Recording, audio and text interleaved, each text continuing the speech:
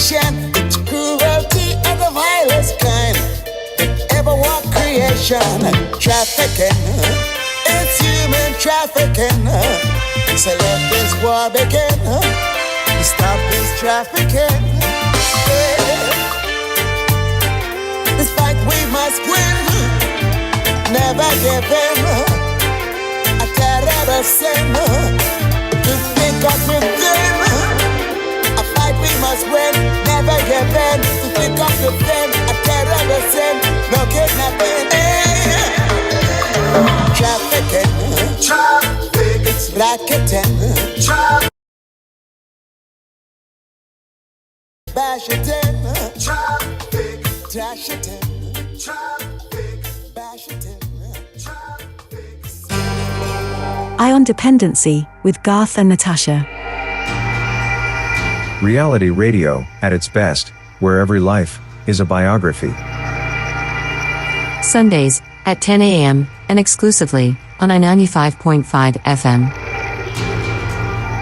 And streamed live on the on Dependency Facebook page and YouTube channel.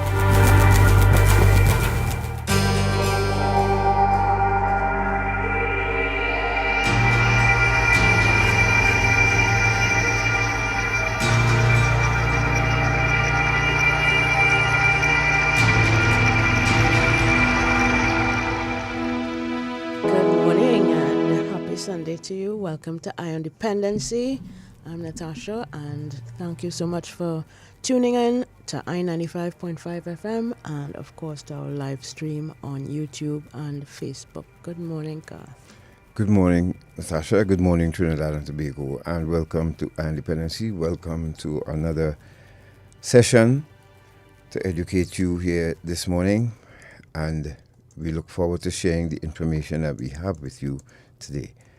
Today you're going to hear from two women, two nationals of Trinidad and Tobago who were trafficked. And when you hear the stories, you'll understand why we continue to do this, why the Counter Trafficking Unit insists that, and the Ministry of National Security insists that you must learn the act, the means, and purpose of human trafficking. You must be aware. And the only way to do it is to continue to feed you with this information, and hoping that something you would reach that aha moment. Especially now around vacation time, the stories are endless. You just don't hear them, but the stories are endless. So today we're going to take another journey into the lives of two people who actually experienced some life-changing events.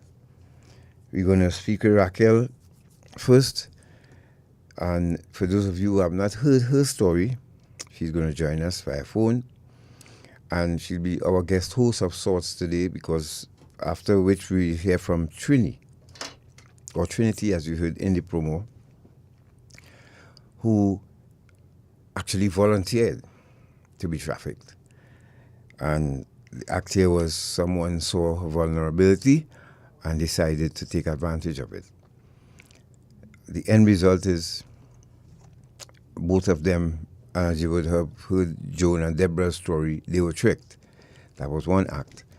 So it's important that you pay attention to the information that you're about to hear so that you can pass it on to others and let them know how dangerous it is, especially when you're vulnerable. Yeah? Indeed, and especially for women. We know that men are caught in this trap as well, but women especially are considered vulnerable parties in terms of drug and human trafficking.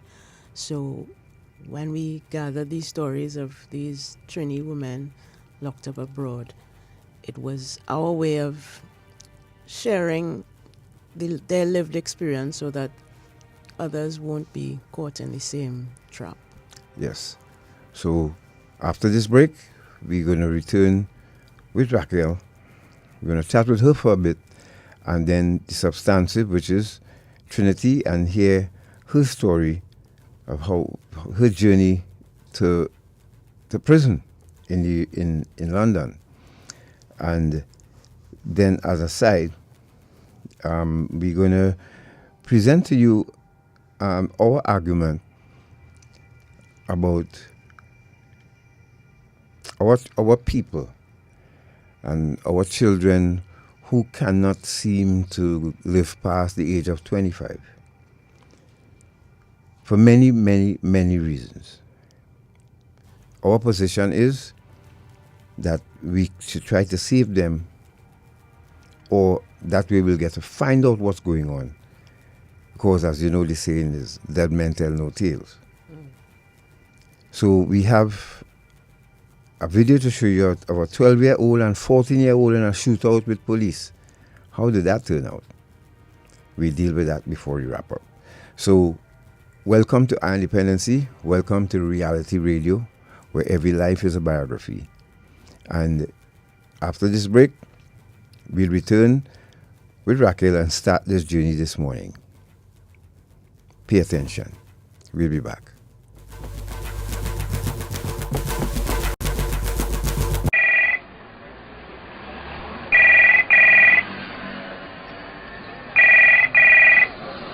Hello. Hi, this is Patricia Kent from HMP London. Can I speak to Miss Sheila, please? This is Miss Sheila.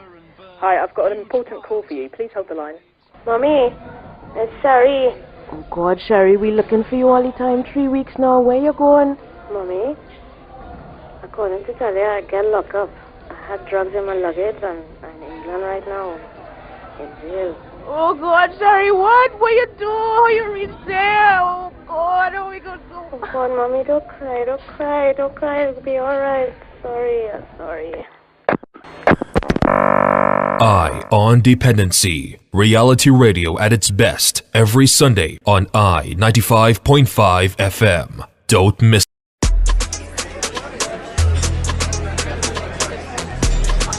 $50 by 20, $50 by 25.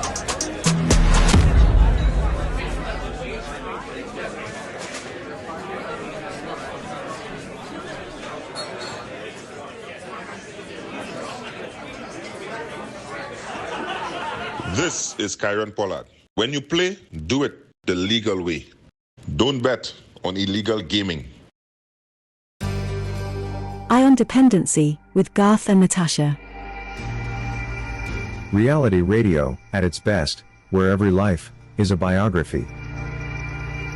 Sundays at 10 a.m. and exclusively on I-95.5 FM. And streamed live on the Eye on Dependency Facebook page and YouTube channel.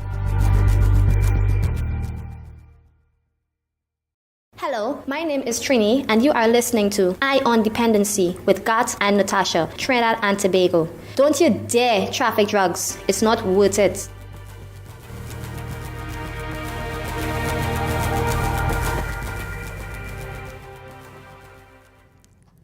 Thank you for staying with us after that very short break, and I hope you were listening to the PSA and watching the PSA that we played. That was done. Okay. We have on the line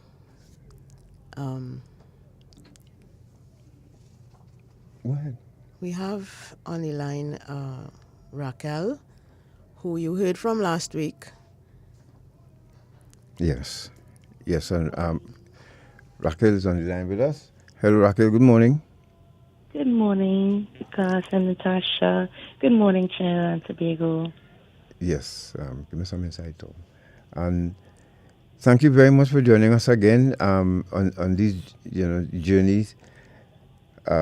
Very interesting. And you, as a young lady, now remember when we spoke with Deborah and Joan, they were tricked. And we'll hear from Trinity, who volunteered. But for those who did not hear your story from the beginning, just give us a little tidbit of how did we reach here, and how did you find yourself in having to relive this story today? Well, my story is one of I was in a situation where I had a 2 to 3 month old baby, and I needed to work because her father was not in her life. And A friend told me, basically, well, we could get work in England. I was like, well, yeah, let's do this. So I basically gave that individual my passport and they passed it on to someone else. Now, not knowing at the time that it was literally a job to be a drug mule, I was just excited to be able to get something to do to maintain my firstborn child. When the time came, the time came for me to travel, to go, I packed my bags, I said goodbye to my mom, my daughter. I got excitedly thinking, yes, I'm going to go to work, and when I go to work, I'm coming back. When I left my house and met with the individual that had my passport and ticket, because remember I passed my passport to a friend, and they passed it on to that individual. On the day that I left, the individual that had my passport and ticket is the person that met me. It was a man. I can't remember his name right now, honestly. It was a long time ago. When I arrived, he picked me up in Port of Spain, by City Gate there. And we went to, I believe, Samoa, either Samoa or Barataya, I believe it was Samoa, where at this house where my passport, where he went into the house, gave me my passport with the ticket stuck inside it. A lady came out, and, well, he wasn't driving. He was the passenger and had a driver. When they came out, I was like, okay, they're going to give me instructions as to where I'm going to be working and who's going to be saying, because I didn't know anything before I arrived at that spot in Samoa. As I said, I believe it was Samoa. And when I arrived and she came out and she talked to me, then I realized that the job wasn't to go and work as a maid or a roti shop or whatever. The job was literally to traffic drugs. When I realized it was that, I declined. I said, nah. I said, I have too much to lose at this point to go and, risk that. And it was there, and then they told me, well, money has already been spent. Your ticket buy. You have to go, or there will be repercussions. And don't feel we don't know what is going on with you. The time that we took your passport, we follow up on you, basically. We know where you're living. We know your mother. We know you have a little baby. Yeah, she will pay the price, basically, for this money that we spend. And being a first-time mother, well, I done there. I don't want nothing to happen to my daughter. I say, well, there we go, basically. They took me to the airport. It was the driver, the man, and the lady. I had a little duffel bag. No, I had a carry-on, the smallest suitcase that you could carry on to the plane and stick it above your head. I had one of those. They gave me a duffel bag. It was small enough to fit into the carry-on. And they put it in front of me. Everything was done in front of me. Nothing was hidden after they let me know, well, you go in, whether I like it or not. All right. When I reached the airport, they took the bag out of my carry-on, and they said, keep this on your shoulder. So I carried the small bag that they gave me on my shoulder. The flight was to Barbados, and from Barbados to Manchester. That's how the flight was. When I arrived in Barbados, I had to stay over 2 nights before I went to England. When I arrived in Barbados, it was horrible, I should say. They basically, 2 men picked me up from the airport. They knew exactly who they were looking for because they had somebody inside. That person from the inside took me exactly to those two men. Those two men took me to a house where they took me into a room. It wasn't a bad room. The room was big enough. It had a toilet and a shower within the room, but they locked the door from the outside. So I stayed in that room. They brought food. They brought everything. And when it was time to go to the airport, they took me to the airport. I got on the plane. I went into the restroom while I was going onto the next flight to go to England. And I took the bag that they gave me and I put it into my bag. And I believe that is probably what was my mistake, or I don't know if it was a mistake or if I was supposed to be the person that they found for the other set of drugs to go through. I don't know. I found it out after that my drugs was a small amount and they had someone else carrying a larger amount. So I was like basically the distraction for the bigger amount to go through. When I arrived in England, it didn't take long at all for the authorities to pick me up. It was almost instantaneously. As I touched my suitcase that was on the belt, that was it. That was it. They came up to me instantly, took me into a room, questioned me. Well, I try to play it off as I come on vacation or whatever. It was, to be honest, that whole stage, it was kind of in autopilot because your brain thinking, what's going on with my family, what's going on with my daughter while on this journey, because they don't let you know. You have to go and they don't know everything. So, sitting in England, getting caught with these drugs, they questioning me and my mind not even there. I was in a phase. When I read back my transcript, because you get a transcript when you finish court and you get sentenced. When I read my transcript back, it was basically me saying, what? It have drugs in there? What? Just like in a numb state. And I remember being in the room, being in that numb state. And they questioning me and I not saying a word. And then I just broke down. And I just started to say, oh my gosh, my child. Oh my gosh, the getty drugs, what going on, go on. I can't pay for this. What going on, boy? What going on, go on? My child. And that's all I was going through my brain. So when I broke down, the officers actually watched me like, something not right with this child. Something wrong here. She not speaking. She not shaking. So they gave me a moment. I literally broke down for a good half an hour. I couldn't stop crying. I couldn't talk. I think I couldn't breathe properly.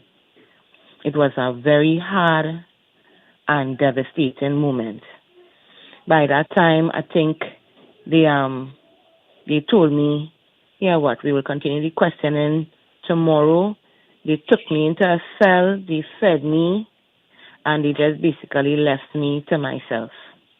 That night in the station, I don't think I sleep. I think I walked that cell whole night. The next morning, when they got me, it had assigned a solicitor for me one time from the station, and that solicitor remained with me till the end of the trial, till the end of everything. One solicitor, the same person all the time. If they don't know what solicitor means, is a lawyer. They assigned that to me. He came, he spoke to me. I think it was easier talking to him, not knowing that conversation would have been, recorded as well and used, because the law firm agrees for that first interview to be used in the court. It is a system that is set up, I believe.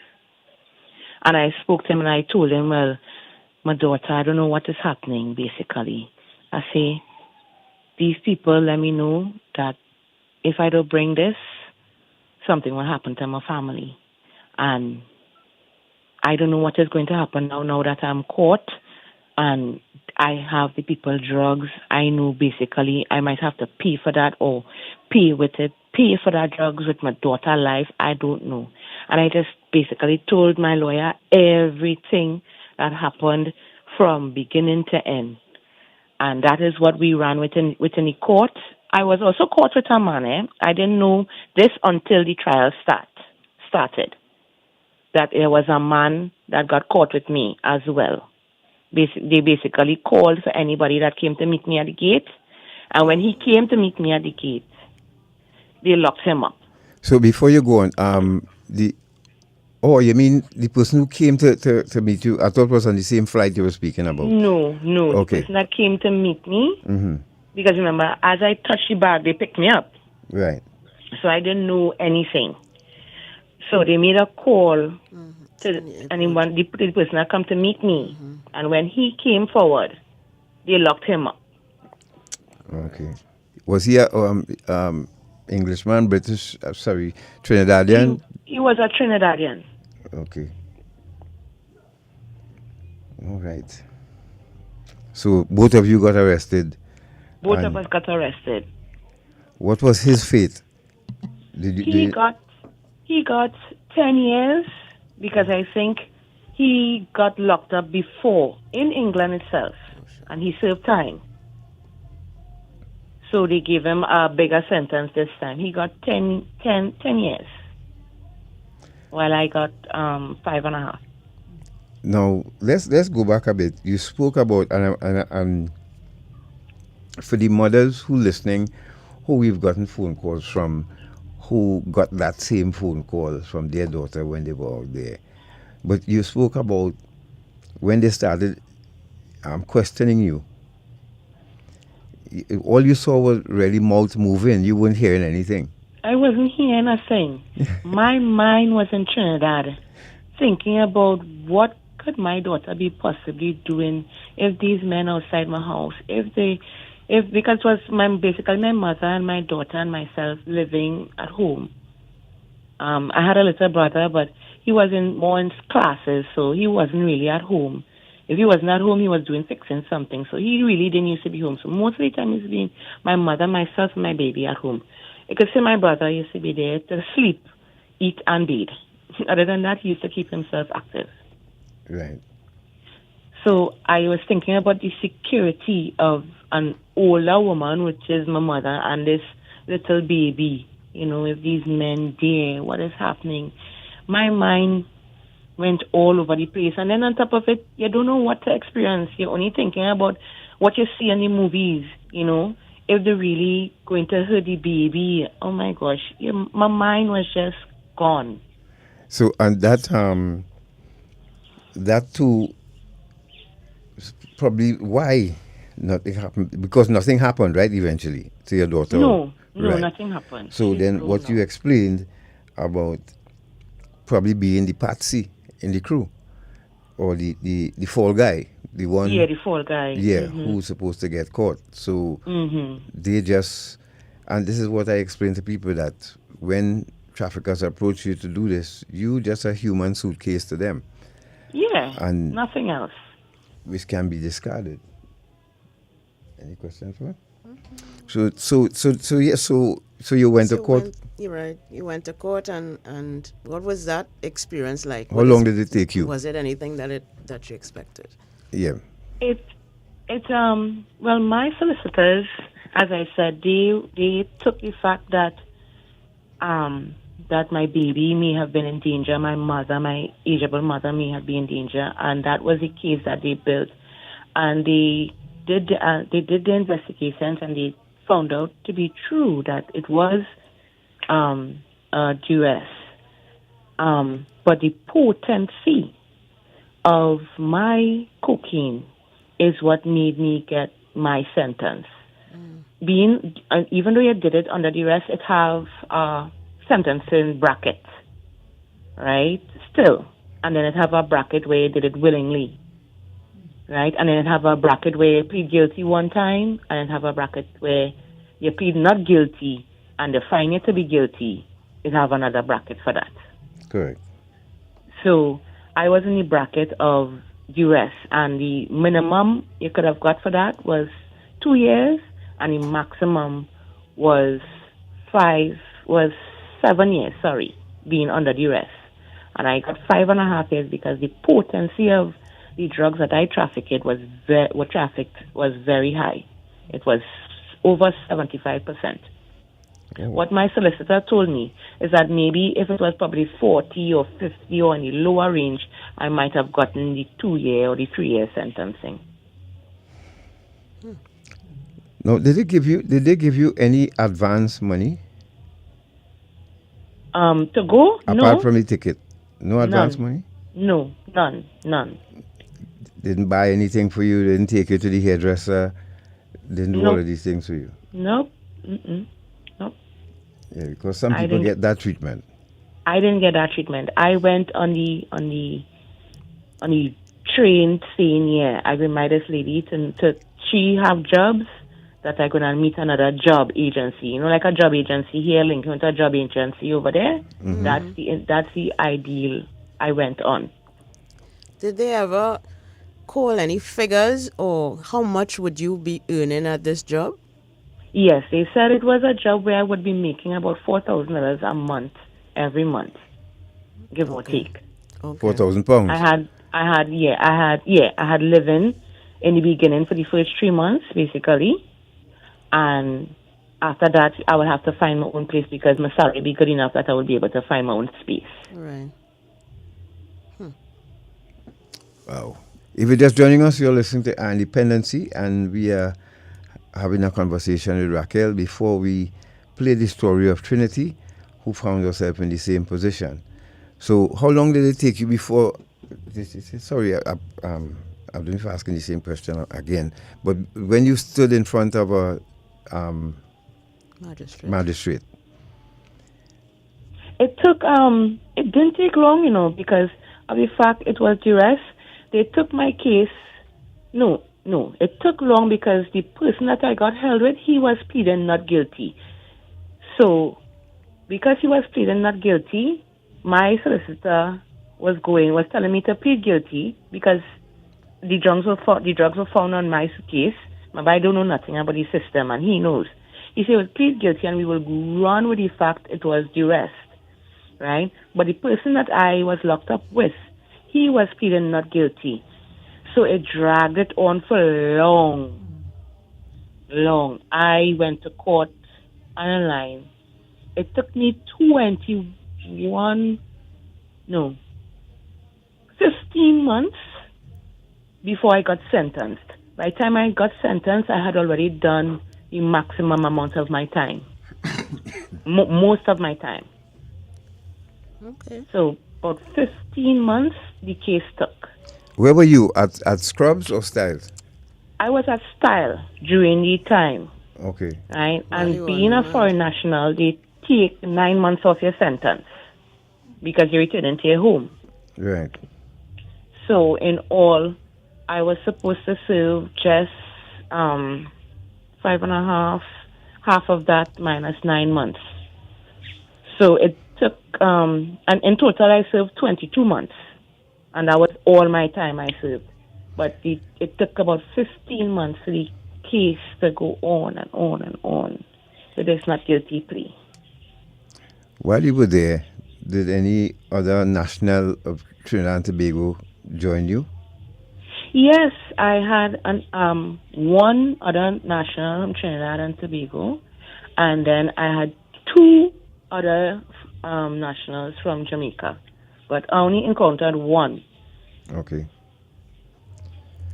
And what about that phone call home? I don't know if you heard the promo, but when did that phone call that you had to make to your mom, when did that occur, and what was the outcome? That phone call occurred after 5 days of being in England, because, as I said, my sister was there from the next day. So that law firm was very efficient. I would recommend them to anybody that get locked up.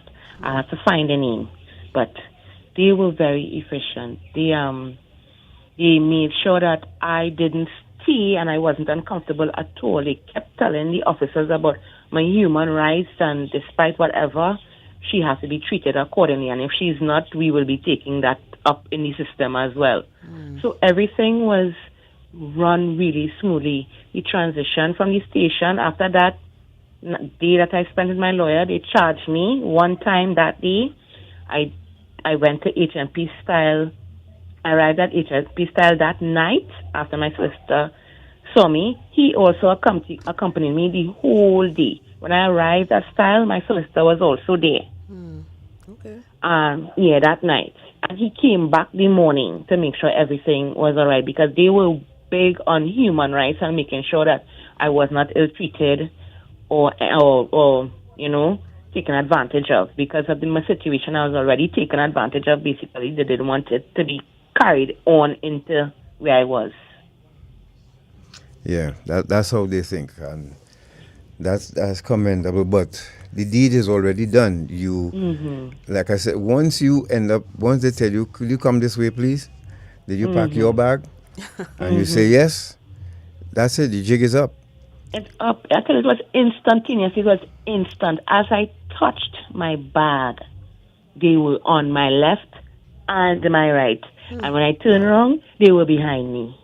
That means the dogs behind probably would have hit on the bag before it got out to you. Yes. So they were just waiting to see who was gonna pick it up.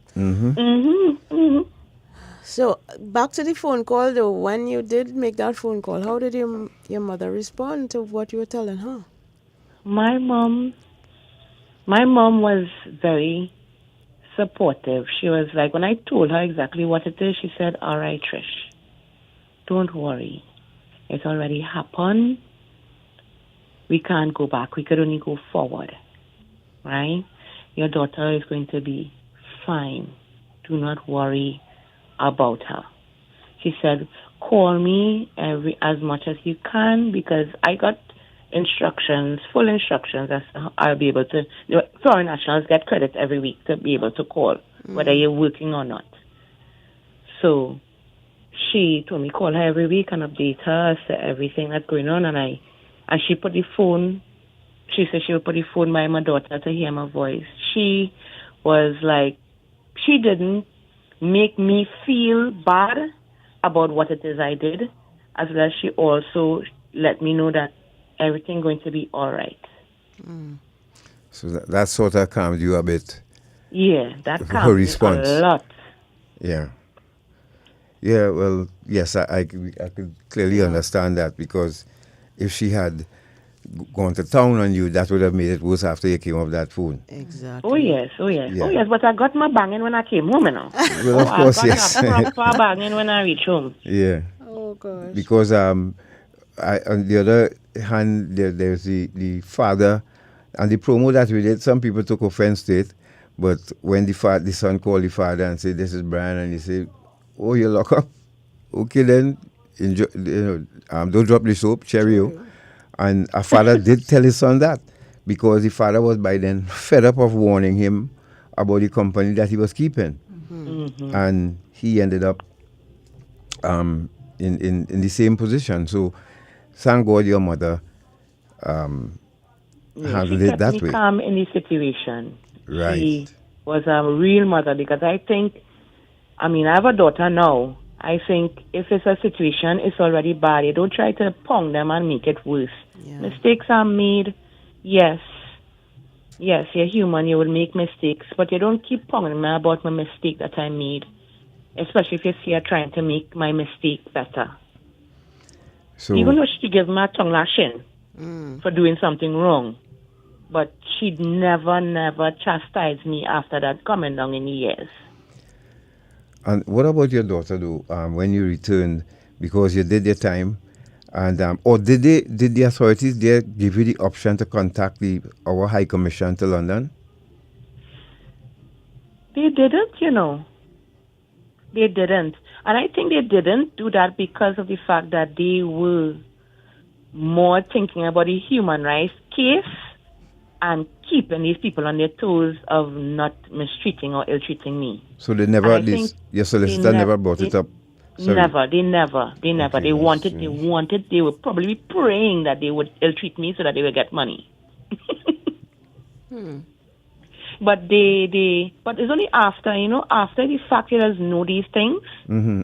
And in the moment I didn't know, but in the moment, I know that's what my solicitor was advocating, and I believe because they were strong on it, and they let the system know that basically she is our client even after she gets sentenced. If they get a call on ill treatment, basically they are coming to take the case forthwith. Okay. So I guess kept you were everything calm. Yeah, you were being taken care of, so there probably was no need to No reach out need, to no. the High Commission. Yeah, and from our research, like I've been saying, the British, they deal with this situation differently to the Americans and other countries, because you would see, for instance, the basketball player Brittany Griner. You see what she went through in Russia, and that wasn't even cocaine or heroin. Correct. That's cannabis oil. And she almost, if it wasn't for the intervention of our president, she would have still been in Russia. There are people we interviewed who ended up in Japan. And when we play that story, you're going to hear about how she was pregnant 6 months at the time when she ended up in Japan. So it's not an easy thing for an individual and their family to experience. But Rael, so stay with us. Like I said, you're a guest host today. We're going to take a break. And we want to keep you going with us as we tell these stories, so that when you come in studio, people would be able, because Rael's now she's unemployed and she's looking for a job, and she'll probably tell us later on in what area she's looking for. Right, Rael? Yes. So stay with us, folks. If you're just joining us, you're listening to Dependency. We just had a little conversation with Rael. You want to hear it from the beginning. After the program, you could go back to our Facebook page or YouTube channel. We're going to take a break, and when we return, you're going to hear Trinity's journey and how she ended up in being arrested at Gatwick and did her time in the UK as well for the same purpose. You're listening to Dependency. Stay right there. We'll be back. Hello, Trinidad and Tobago. We know that you would have heard this. Fed up at the boom, fed up at the bang, fed up at the warring, fed up at the gangs. Now we are calling on talented youth under the age of 24 to answer the call. We will provide you with the instrumental. All you have to do is fill it with your own lyrics. Yo, my name is Willie Ben, and me come for deal with all them geezer and pull them out like hair on a tweezer. Well, not like that, but your own conscious lyrics. Answer the call and you can win a professional music video and audio recording, thousands of dollars in prizes. Make your team of 5. Grab your smartphone and 4 of your friends. Download the beat from the link on the Call to Order TT and Ministry of National Security Instagram pages and create your call video with your own lyrics. Post it to Instagram with the hashtags Call to Order Project or 1MNS and look out for the results. This is the Call to Order Project, powered by the Ministry of National Security. Slavery, a terrible time in our history. The kidnapping, buying and selling of people for profit, the exploitation of another human being. It still exists today. It has a new name: human trafficking. Anyone can be a victim. There is forced labor, sexual exploitation, and domestic servitude. Human trafficking is a worldwide problem and an emerging concern for us here in Trinidad and Tobago. If you know of or suspect human trafficking activity, call the counter-trafficking hotline at 800-4CTU or 800-4288. Human trafficking is a crime. Identify it, report it, stop it. A message from the Counter-Trafficking Unit of the Ministry of National Security.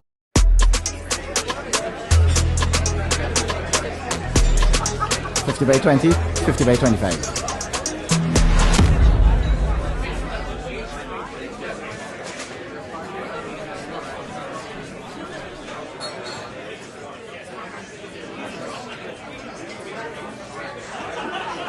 This is Kyron Pollard. When you play, do it the legal way. Don't bet on illegal gaming. Ion Dependency with Garth and Natasha. Reality radio, at its best, where every life is a biography. Sundays at 10 a.m. and exclusively on 95.5 FM. And streamed live on the Eye on Dependency Facebook page and YouTube channel. Hello, my name is Trinity, and you are listening to Eye on Dependency with Gat and Natasha, Trinidad and Tobago. Don't you dare traffic drugs. It's not worth it.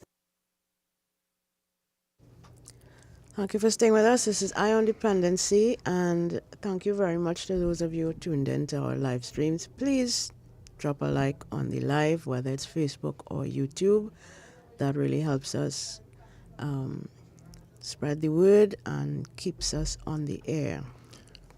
And also, if you're having problems with the Facebook feed, as we are accustomed to happen on Sunday morning, please go to our YouTube channel, Eye on Dependency, and you can hook us up there, because remember, there was a shootout with a 12-year-old and a 14-year-old against cops outside of Trinidad, and we wanted to show you that in a context, right? But for now, let's stick with the substantive. So now you're going to hear, Rael still with us?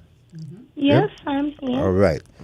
So now you're going to hear from Trinity as she relates how she ended up being trafficked. Trinity is a young woman from Trinidad who we interviewed at HMP Downview. She begins in this first clip, you'll hear, she begins by describing her family situation, her home and school life, before she moves out and finds work. She says living on her own was liberating, but not ideal. When she left her job over a fight with a co-worker, she received an unexpected call from a male friend who made her a lucrative offer. Let's go to Trinity.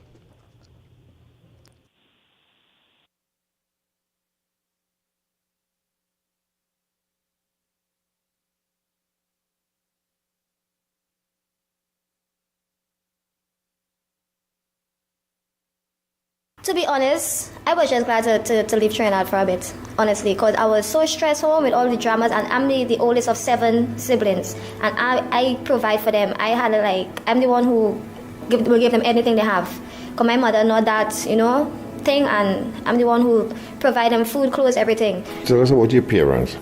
I'm the only stepchild. My mother has 6 kids with her husband. My father is a wayward man. He lives in Vincent, right? So growing up as the stepchild, it wasn't nice for me. I used to feel like neglected, that kind of thing, and the oldest always had to go through the most. So it was, that kind of thing for me. So, but I had a lot of resentment towards my stepfather and that kind of thing. Also, I used to think my mother didn't like me, that kind of thing.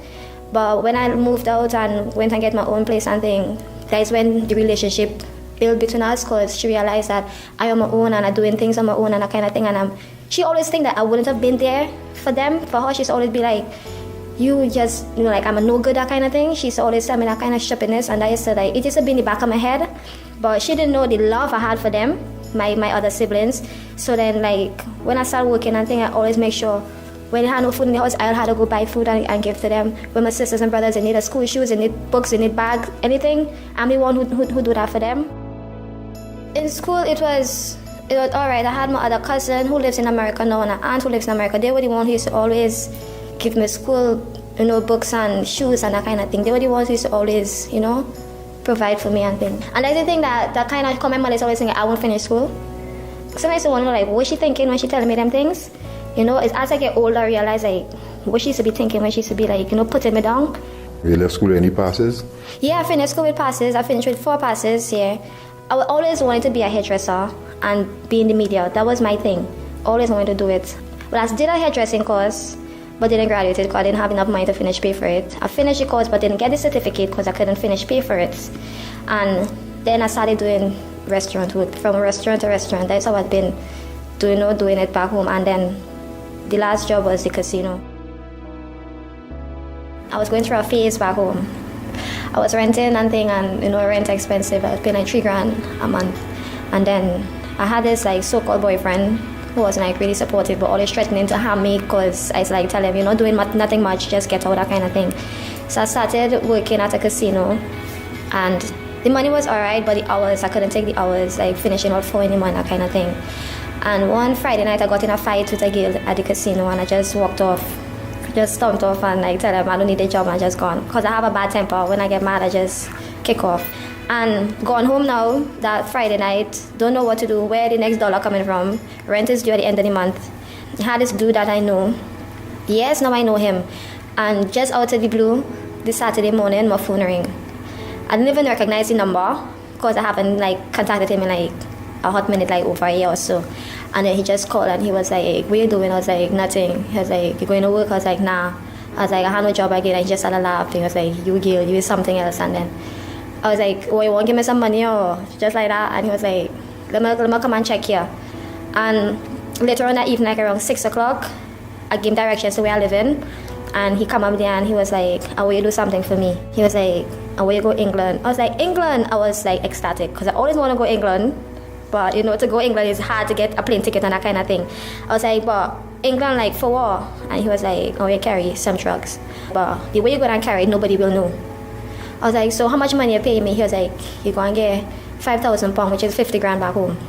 I was like, okay, cool. I said, so you go and buy the ticket and everything? He was like, yeah.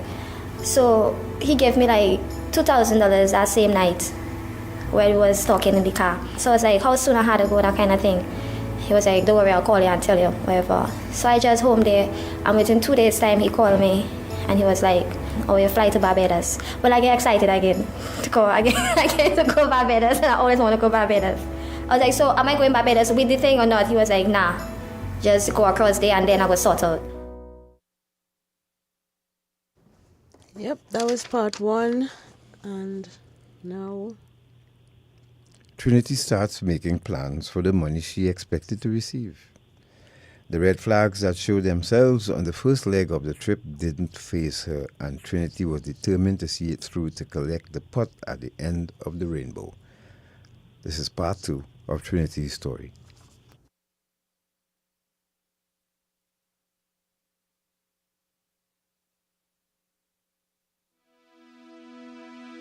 This guy I was living with, he was threatening to kill me every day. So I just wanted to get away from him.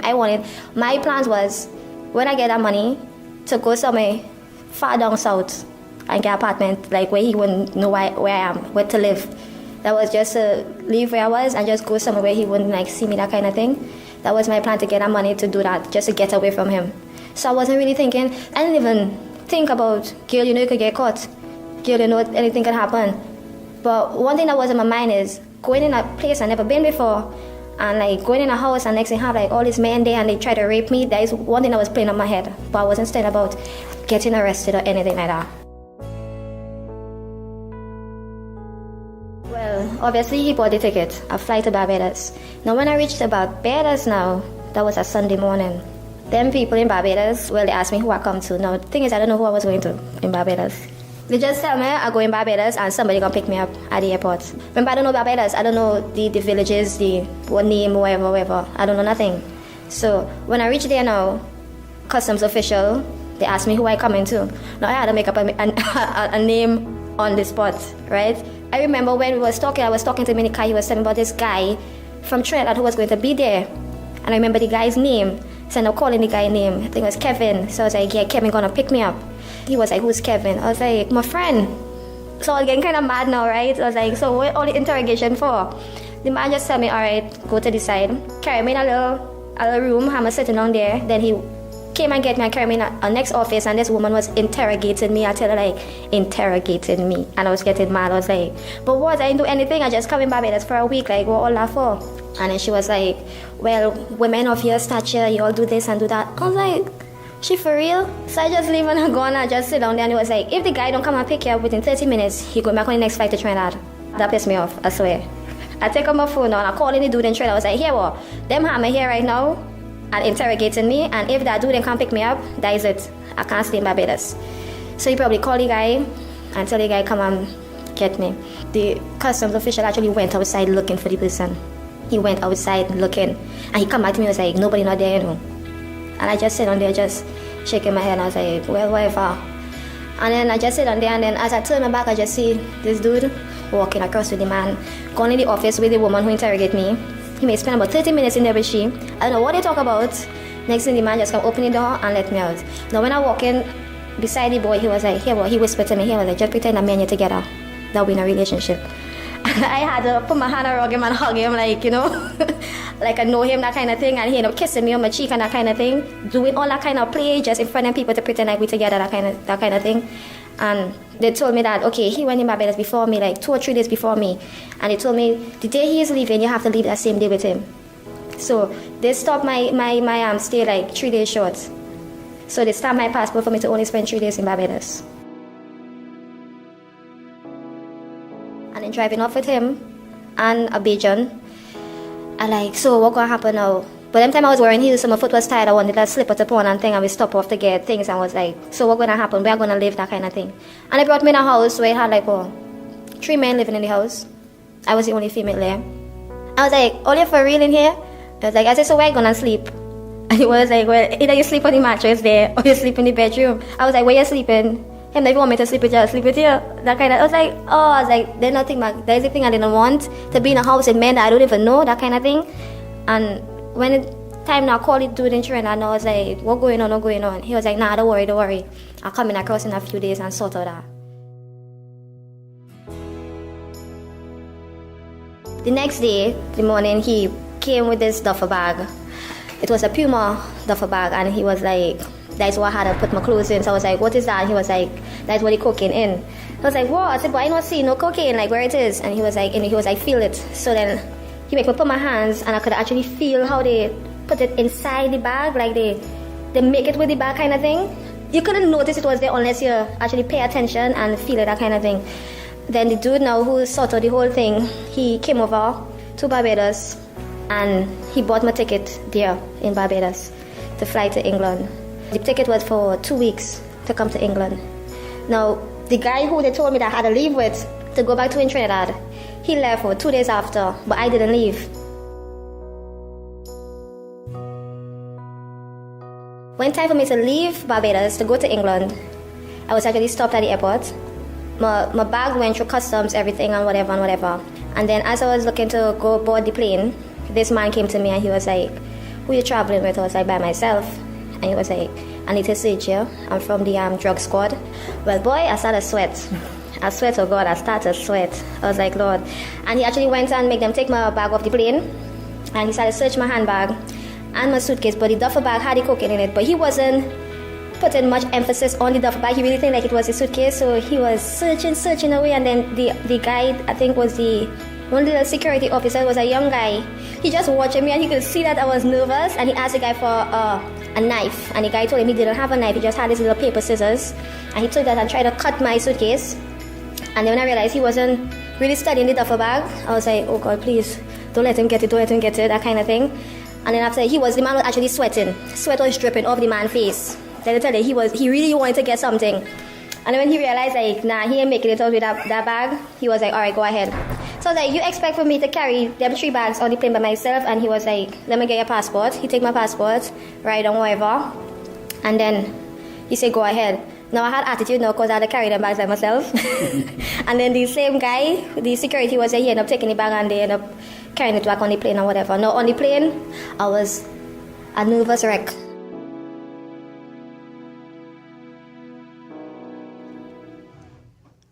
Right, so that was part 2 of Trinity's story. So much to unpack here, pardon the pun. Yeah, they really caught her with this trip because clearly she's a person who hadn't traveled anywhere before. So this was an adventure to her more than, a criminal enterprise that she was getting herself involved in.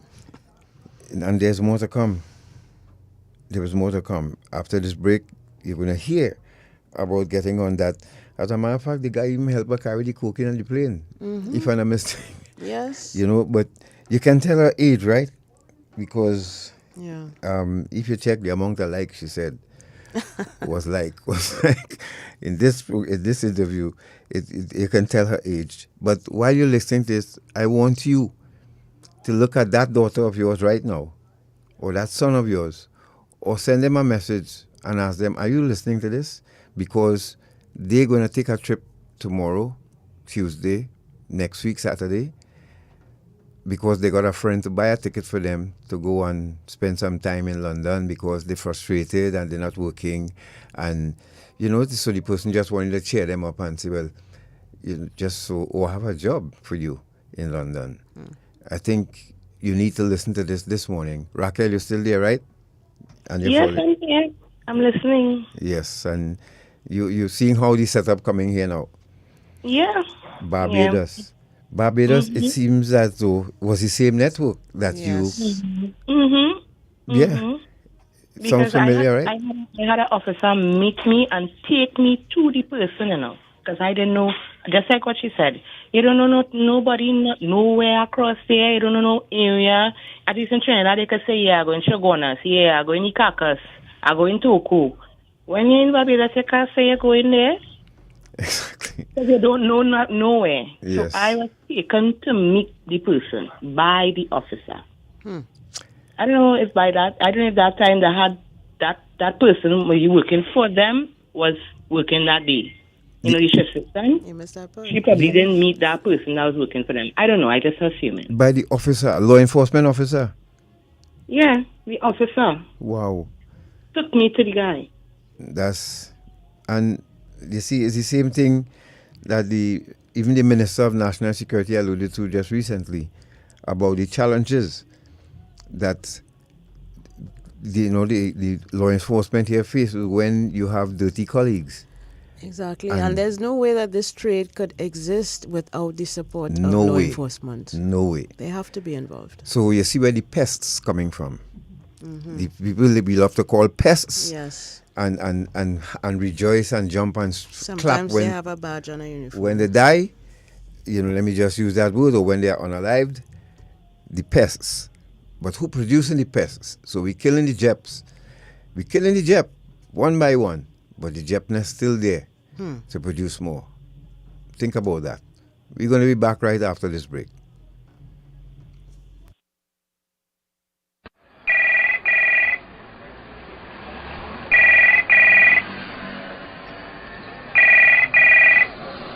Hello.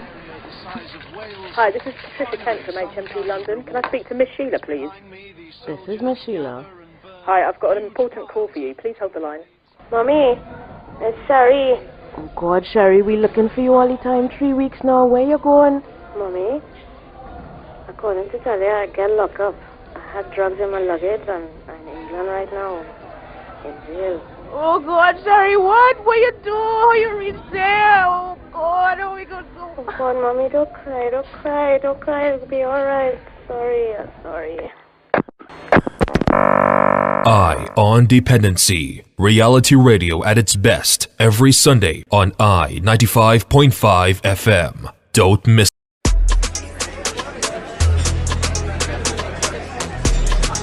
$50 by $20, $50 by $25.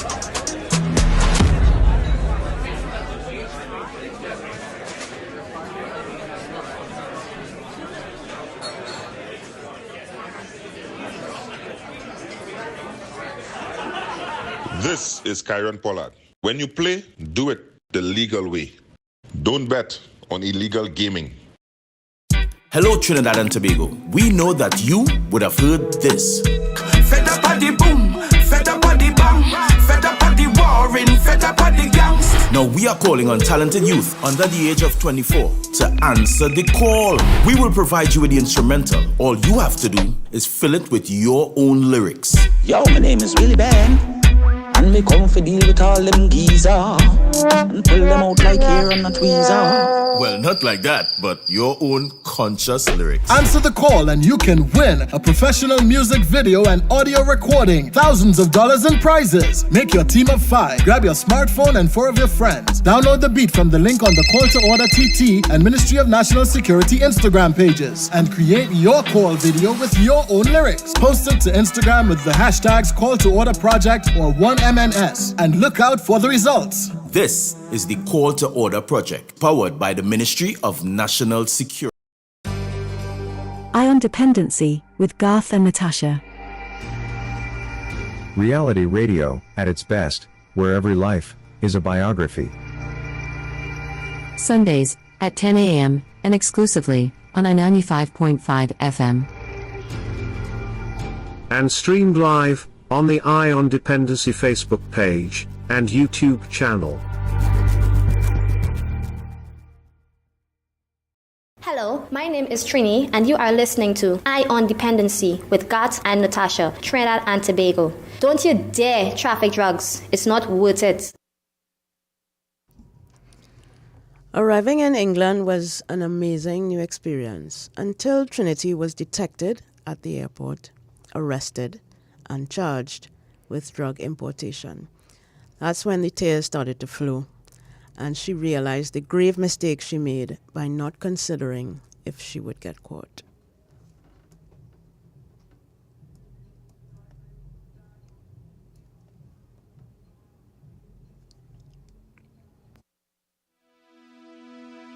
Now when I landed, the first thing I saw was a train. I was like, oh my God, a train. I never seen a train before. I was like, oh my God. I was looking through the plane and see the train or whatever. And I was like, oh my God, a train. Coming off the plane, I was like, why this airport so big? Like, it was so huge compared to all them small island airports. I was like, toting this bag now, plus my handbag. And I was like, oh my God. And then when I reached in the line, they probably saw I was nervous. All my passport and thing fall out my hand and I didn't even realize. And it's somebody in the line behind me had to tell me, miss, your things on the ground. Like I was nervous. Now when I got up to the desk now, the woman asked me who I coming to. Well, then people gave me a name. So that's the name I gave her. And she typed up whatever, she was like, that name and address, we don't have no better name and the address. She was like, who bought your ticket? I was like, my friend and I. Half. She was like, you had to have a really nice friend for your friend to help you buy a ticket to come all the way to England. So I just like didn't pay her no attention with that remark she made. And then she was like, all right, go and sit down. Every time I hear that, I say, Lord, something up. Now while I was sitting there, I tried to take out my phone because they gave me a British phone also. I pull out the phone and turn on the phone and try to see if I could get any number on the phone to call. When I tried the phone, it had 1p on the phone, so no calls couldn't make. As I take out my phone now and turn it on, that's when it was like, are you miss? I was like, yes. And it was like, can you come please? And then the man asked me, are you afraid of dogs? I was like, yes. No, he carried me in the luggage department. I was like, which one of them are yours? So that I went and pulled out my suitcase. And he carried me and they started searching me. Oh my God. They started searching now and he started with my handbag. He went through every detail, every little passport picture, every little thing I had in my handbag. And the thing is, the man who was searching was having normal conversation with me. Like nothing was going on, like normal. He was just talking like normal to me and that kind of thing. And I stand up there and it was kind of embarrassing because everybody just passing and seeing you there, being searched. And then he went to the suitcase, he took out everything. I had some red mango and all them kind of thing in there. Well, obviously they take all that. And then when he went to the bag now, the duffel bag now, take out all the clothes, and then he just take his hands and he pressed to the bottom of the bag. And he was like, what is this? I was like, I don't know. He was like, I'm gonna ask again, what is it? I was like, I don't know. And then he called his friend and he tell him, hand him the knife, and then he just cut the bag, and then he just pull out this big packaging kind of thingy. And he was like, what is this? I was like, I don't know what is that. And I just stand up there and then they call the dog again. And then the dog sniff it and that when the dog would give them the go ahead yes, it's cocaine. And then that's when it was like, you're under arrest. Well boy, that's a reality hit from there. It's when they put the handcuff on my hand, oh God. That is when I started crying. But then when I realized, yes, that is it. You had no turning back now. And then they carried me in this room. I had my hair up in one with a hairpiece. They take out the hairpiece. They search it. The strip searching was the worst part. Because I had to strip search and it was so embarrassing for me. And then they had me in this room there and I just sit down there crying. And then they carried me down in Gatwick, holding cell. That is when I started a ball now. And they asked me you want to call anybody?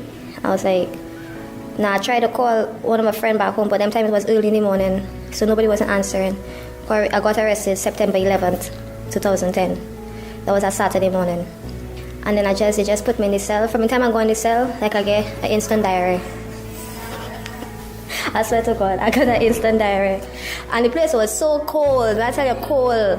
And they asked me, want something to eat? They go and buy fish and chips and all kinds of things. I was like, I don't want nothing to eat. And they come and give me, they asked me for water, for tea, that kind of thing. They even offer me sweets, let me tell you. And I was like, I don't want nothing. And I cry until I fall asleep. And then they come and tell me, we're going to get solicitor or whatever. I said, so I can't get bail. I don't know what make me say that. But they was like, no, you're not a British national, you can't get bail. But that's the first thing come out my mouth if I can't get bail. And then when some other people came and asked me to look in something for them to see my eyes and all kind of thing, and they watch my passport to see if I the same person on the passport, that kind of thing. And then they turn their back and they gone. And then some hours after, the solicitor come and tell me, like, tell him what happened, how the story begins and whatever. I think he was from Guyana. So when I tell him that I'm the oldest and I was really doing this for myself and to support my family, he was like, yeah, he know how it is back in the Caribbean, so he can relate to that, but I'm looking at 10 years. Because I knew I was bringing it. And I was like, 10 years, I going to do 10 years in prison. He was like, that is what it all lead up to for that kind of thing, is like 10 years. I just started crying more. They actually carried me in a police station, and that was a weekend, so I can't go court till the Monday, so I couldn't bathe. I had to be in the same clothes, and it was killing me. I couldn't even brush my teeth, nothing, and it was killing me, I tell you, killing me. And when I went in the police station and hearing other people screaming and all that kind of thing, I was like, I can't believe it. From Trinidad to England, like, I just couldn't come to the point that I'm going to jail, and how am I gonna tell mommy that? Like, how it gonna happen? Now when I went court the morning, oh God, the condition I went in that place, it was disgusting. And then after, what is called barrister, whoever they call these people, because I told them that I knew, I ain't gonna say a man put gun to my head to do it. I knew I was doing it. So they said, because I knew I was doing it, I could look at 10 years.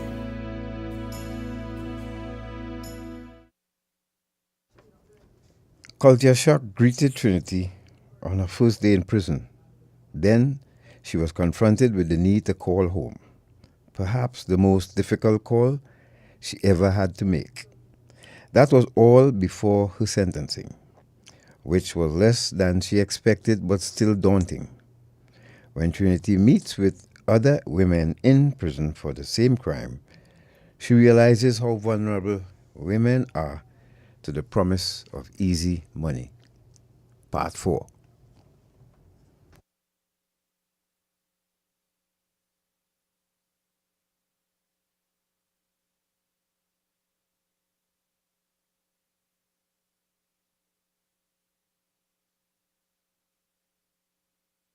If you just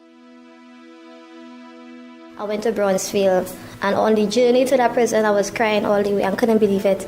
So I wonder, like, what them kind of prisons gonna be like? Cause seeing American prisons on TV back home, that's the only thing I was visualizing. Jail gonna be like that. A woman gonna try to rape me or try to do something to me. Like all I study now. When I went in the reception area, it had this Jamaican woman there, and she was the one that was holding me, and I was crying on that woman, like crying. And then when they carried me to the prison itself, and I see all these girls, I was like, oh my God, like how am I gonna do this? That first night, I cried like a baby. I really cried. And the next day, when you had to do induction and all them kind of things, I went up in the link, that's what they call it up there in the link, and I had another Trinidadian up there. We was talking and thing, and when I talked to her, I realized we're from the same area. No, they was like, you had to call home and tell who you gonna call. I was like, I had to tell my mother, because I can't have my mother thinking at home all good and then I over here. So I had to call. The girl actually had to hold my hand because I was like literally going on the ground, bawling. When the woman dialed the number, and then I think it was my little brother answered the phone, I was like, I want to talk to mommy. And I was like, mommy, and she was like, yeah. I was like, I have some bad news for you. And she was like, what? I was like, I'm in prison. She was like, what? I was like, in prison in England. She was like, what? It was like, she couldn't believe what I was saying. And I was like, for drugs. And she was just, oh God, they don't look like she just said, she just started ball on the place. And I just started crying even more, and I just said sorry, and I just made them hang up the phone. It was terrible. When I tell you it was terrible, it was bad. But I just had to get out my chest and let her know that, yeah, I did this, and that's where I am right now. They just wake me up in the morning, like 5 in the morning, they just open my flap and was like, I miss you going to court this morning. On my way to court, I was like, God, please let me give me like 4 years or 2 years, please, because I know you had to do half or something like that. I was like, please, God, please. I can't do no 10 years. I can't do it. When I got in the court, they didn't even take long with me. The judge just watched me. They read out my thing, whatever. It was like, the cocaine was 100% pure. The street value was like over 100,000 pounds, that kind of thing. And because you were aware that you were doing it, I'm going to give you 7.5 years. So if I didn't, like, say I didn't know or something, I might get more. So he said, I'm judging you because you knew that you were doing it, and it's your first time, it's your first charge. So I giving it 7.5 years. But I break down, the 2 guards actually had to hold me. And then the officer was trying to explain, you're not going to do the whole sentence, you had to do half of that. I was like, that's too much. And gone back in the hole and said, I was cussing God, I was cussing myself, like, why God, why I had to do all this, why? I don't know nobody, what gonna happen.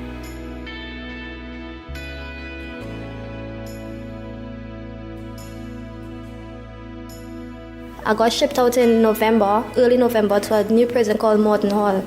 And that's when I realized you're not on your own. It had 9 Trinidadians there. There were 9 of us. And that kind of made me feel more at ease because I had people around me who I could relate to. And everybody in for importation, everybody had different stories, but at the end of the day, it was money. Everybody just wanted the money. I actually had girls who did it before, got through and did it again. And that what amazed me. The thing is, they say the money, as you get it, it just comes out your hand like that. It's like, as the saying goes, dirty money, it don't last in your hand. And as soon as they get the money, they just feel like, yeah, they could do it again. And they did it again, and they get caught on the second try. Everybody have reasons why they're going to do it, but at the end of the day, it boils down to money. And the people that you know, the people you are around. You understand? Because you could be in a little situation where you can't pay your rent and be like, I want some quick money. And then just out of the blue, somebody new going to come to you and be like, do that for me. And then just oblivious to the fact that, yeah, you could get in trouble for that. Like in my situation, I wasn't thinking about prison. I never saw no program about drug importation, Caribbean women on drug importation back home. I never saw it. Never watched a program home about drug importation. It's only when I'm in prison I see all this program about banged up abroad. Women who went to Venezuela, who went to Jamaica. That is when I get to realize how big that drug circle, that drug life is. And when I meet all these women in prison from all different walks of life, all different countries you could think, countries I never heard of in my life, women in prison for that same drug importation. That's how I know it's a big thing. And it's always women, well, not always women, because you have men who get involved, but like 90% of the time it's women. Women, they get to the call, like we are the most vulnerable ones. And from the time we feel like we broke and we want something, you're going to turn to that and do it. But honestly speaking, as I told you, I never saw a program, I never met someone who done it before. So I was oblivious to the fact that yes, XYZ could happen to you, you know, that kind of thing. So that is how I just pick up myself and be like, yeah, I'm going to do it. I gain 50 grand.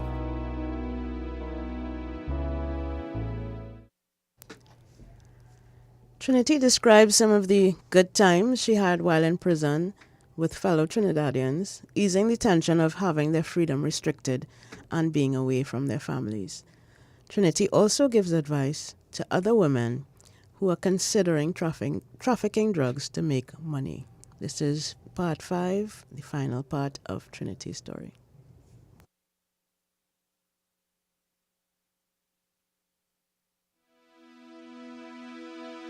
After I left Brownsfield was like the hardest part for me, because that was the remand jail for me, was the hardest part.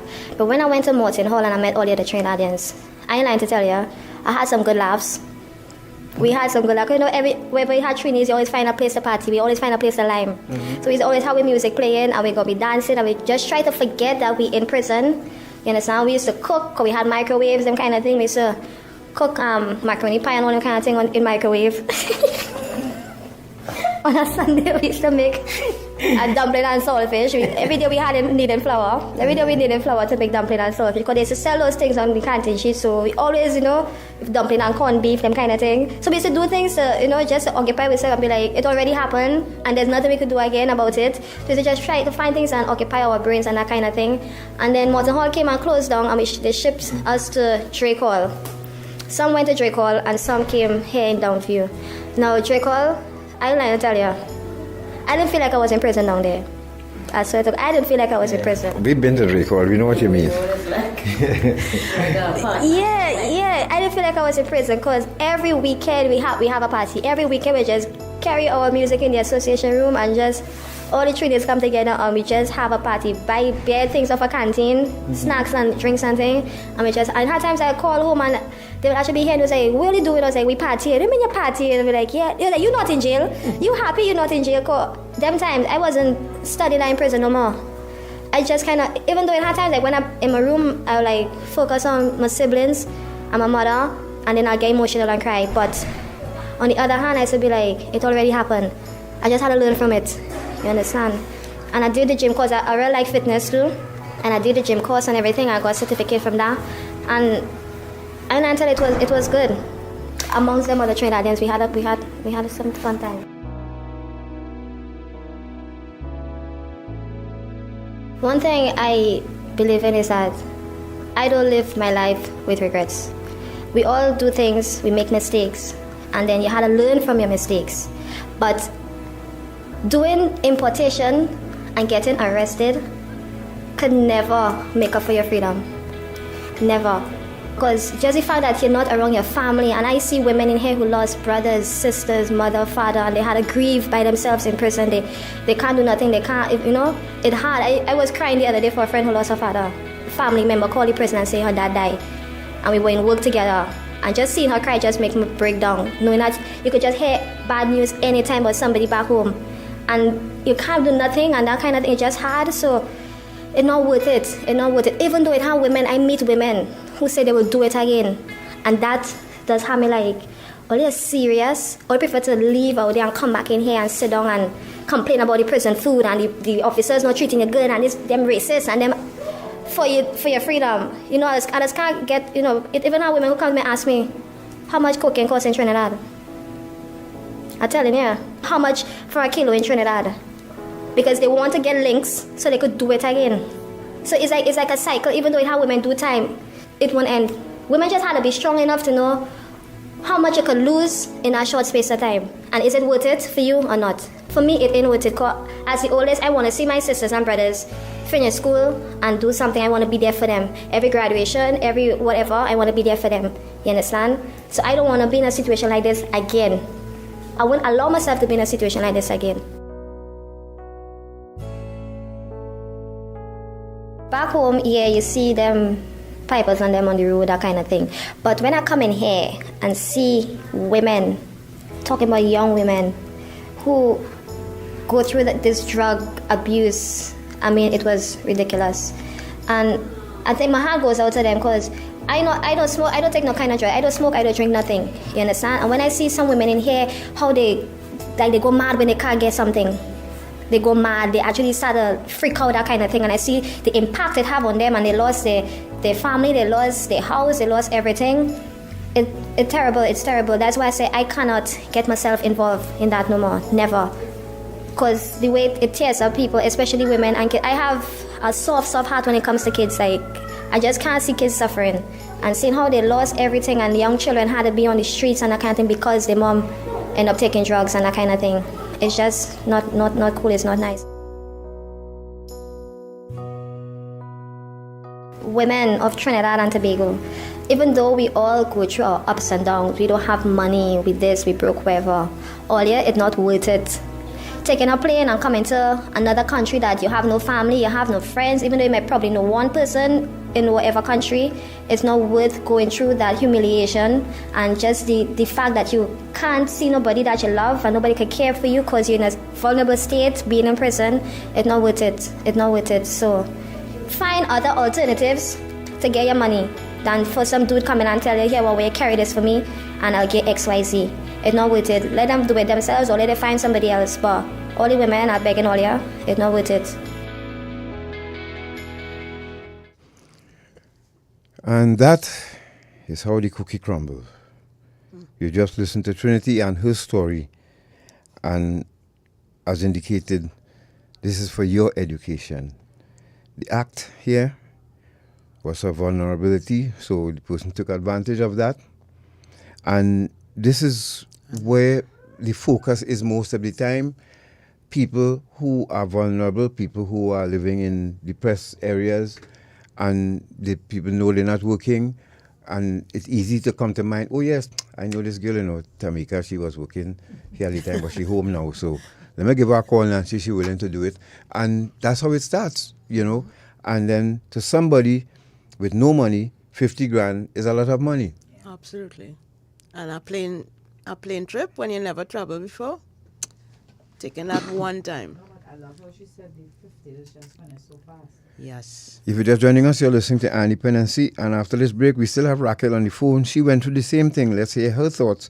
Then we take your calls because I've seen somebody here on YouTube, and good morning to our YouTube family. Thank you very much, as usual, for your support. Definitely can't feel sorry for her because she knew in advance. All right, that's one point of view, and we understand. Some people would look at it like that. She knew what she was doing. I always say to people, anytime you accept to traffic drugs into another country, first of all, you being trafficked too, because the Trafficking in Persons Act, this section speaks to that. And also, you are now going to contribute to poisoning children or people in another country, or turning them into addicted people. Yes. You contributing to that. Which is why they test the purity of the drugs that you're carrying, and the sentence you receive might be based on that, as Trinity explained. Yes. If you're just joining us, you're listening to Dependency, and you missed a lot. Rael, you're still there, right? Morning again. Yes, I'm still there. Good morning. I'm still here, listening attentively to the program. Right. So when we're going to take this break, and when we return, we take a few of your calls from you, the listener. Tell us what you think. Should we feel sorry for Rael? Should we feel sorry for Trinity because of the situation that they found themselves in? But keeping in mind vulnerability with Trinity case, stepchild, feeding on love, being told that they're no good and you're stupid and you're worthless and you produces pests. Yeah. Remember that. Sometimes, most of us, or some of us, I should say, we never, one trip to prison was good enough, like for me as well. I didn't learn to shoot via YouTube, or no gangster didn't teach me to shoot. I learned to shoot from professional soldiers.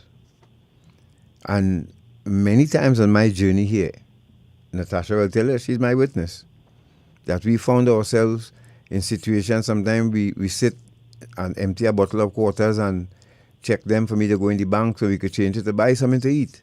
But never once did ever dawn on me that, hey, I have a skill. What the hell am I going through this for? I could shoot people. I never chose to do that because I felt I had already disrespected the state and disrespected the colors of the Defense Force, so there was no need for me to do it any further. This is why I returned to Trinidad and Tobago to start this program with Natasha called Dependency. But then we should not either condemn or disparage people who decide to take up the gun to make some money, because unless you are in that situation and you know the circumstances of that individual, unless you know the why, you shouldn't be too judgmental. But we're not condoning it. Not condoning it, of At course. all, we're not condoning it. But there's a process. If you believe in the judicial system, there's a process to these things. People always have a reason for doing what they do, and it's up to the court to determine what that reason is and punish them accordingly. But we'll elaborate on that when we return after this break and chat with Rael again. If you're just joining us, thank you very much. See you after this break.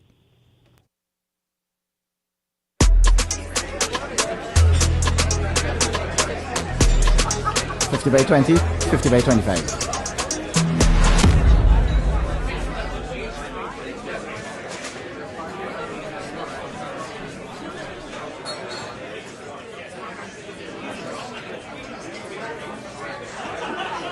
This is Kyron Pollard. When you play, do it the legal way. Don't bet on illegal gaming.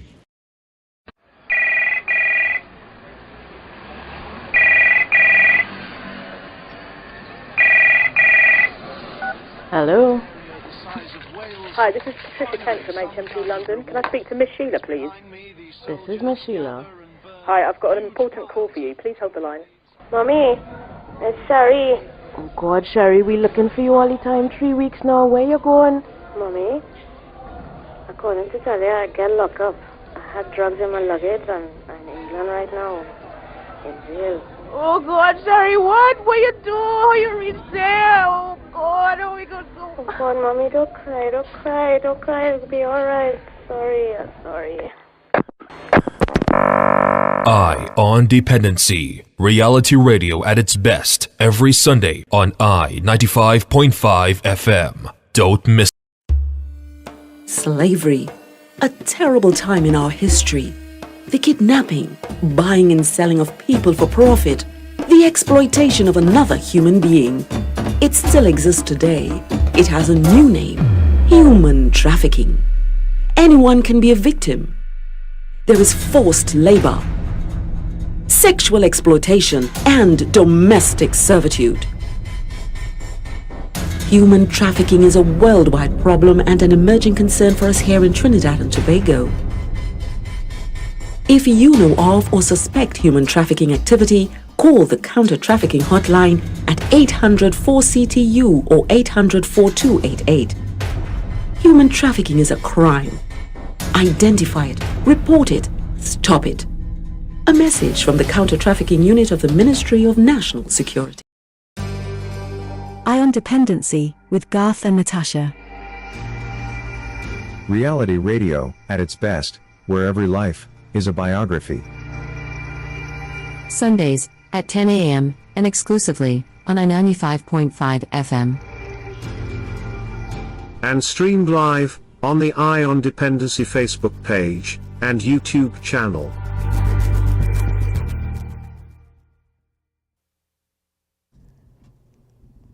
Thank you for staying with us. This is Eye on Dependency. Thanks again to those of you tuned in on our YouTube live stream or Facebook. Please remember to drop a like on the live. That really helps us out.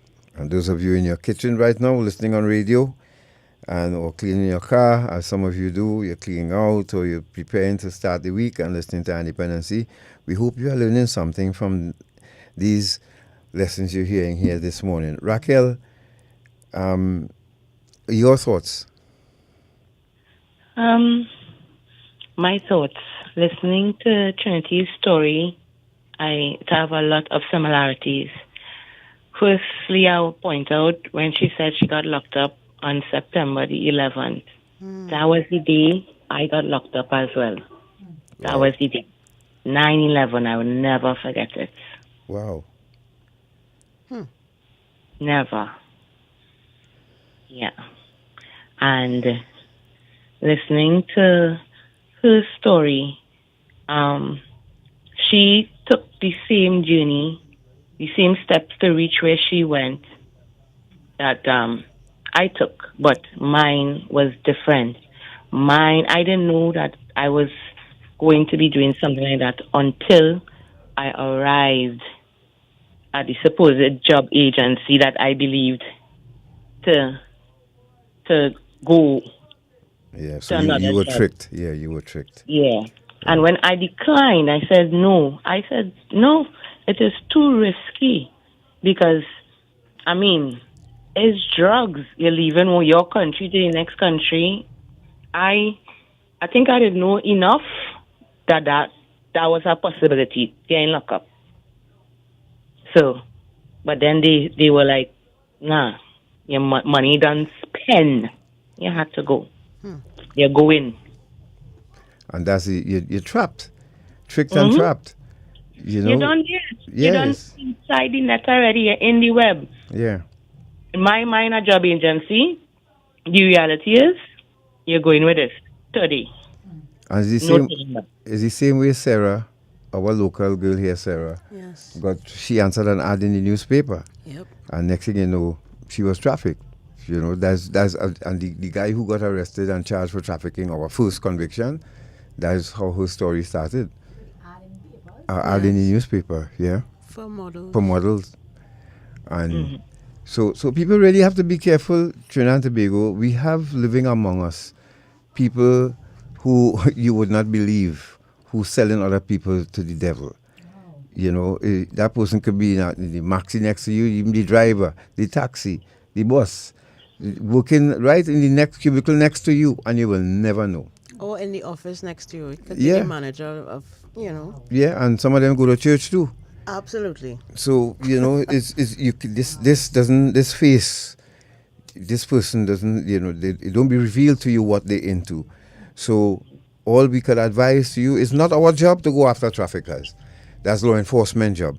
there are fallouts from it, and people like Trinity, Rael, Marsha, Jane and Joan and Deborah, all of these people are victims of this situation. And say good morning once again to YouTube, Christian.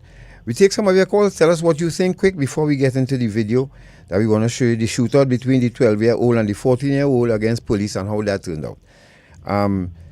Christine Francis on YouTube said, good morning, Garth and Natasha, wonderful program. I don't like that question. What question is that you're referring to, Christine? Enlighten us so we could clear it up, whatever is troubling you. I think we should feel sorry for, someone said, I think we should feel sorry for them because to make mistakes is human. Because of their vulnerability, this is why they had those end results. Now, Brianna, I always say there are mistakes and there are choices.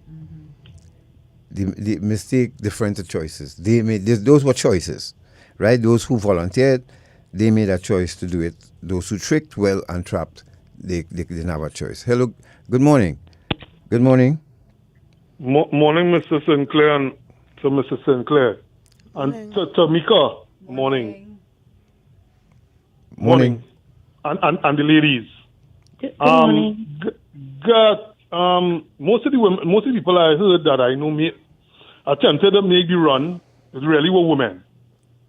And there was a story that was told to me by someone that approached a female that told me, and she declined. Because, women a lot of times end up in vulnerable situations as well. A lot of vulnerable situations, sometimes more than men. And I know someone who's locked up right now. The run is very tempting to the UK. Because they say I listen to what it's Trinity, 100,000 G's. That's pounds. So you're converting that 10 to 1 million TT. No. It's 50,000 TT and 5,000 pounds. She was offered. Yeah, most of them, that's the offer.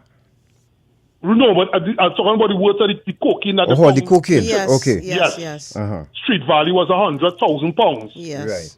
But you see, what a lot of people don't know, I glad for my strong personality. That money had a bust ups among so many people. That who make you feel the promise that they gave you that you're going to get that. Because there are law enforcement agencies as well involved in it. And as I always say, this is why I say, God, it's very important that the law is now that polygraph tests will be mandatory within the national security network. Correct, is and right. Yes. And there are usual suspects that is called the radio station, former law enforcement, and law enforcement that push back against that very, very, very hard, and talking about why they don't polygraph politicians. At the end of the day, law enforcement is being held at a higher level. Politicians come and go, and the security apparatus remains. So I don't understand a stupid analogy they try to make. So I'll just leave it there, God. At the end of the day, the polygraph bill, that's why it's very important for police officers and law enforcement in whole to be held at a higher level. Thanks. You're welcome, and that's why we congratulate the minister on pursuing that, so that we can have that done, because they heard the young lady, it's this law enforcement who took her to get to the guy with the house. Yeah. Hello, good morning.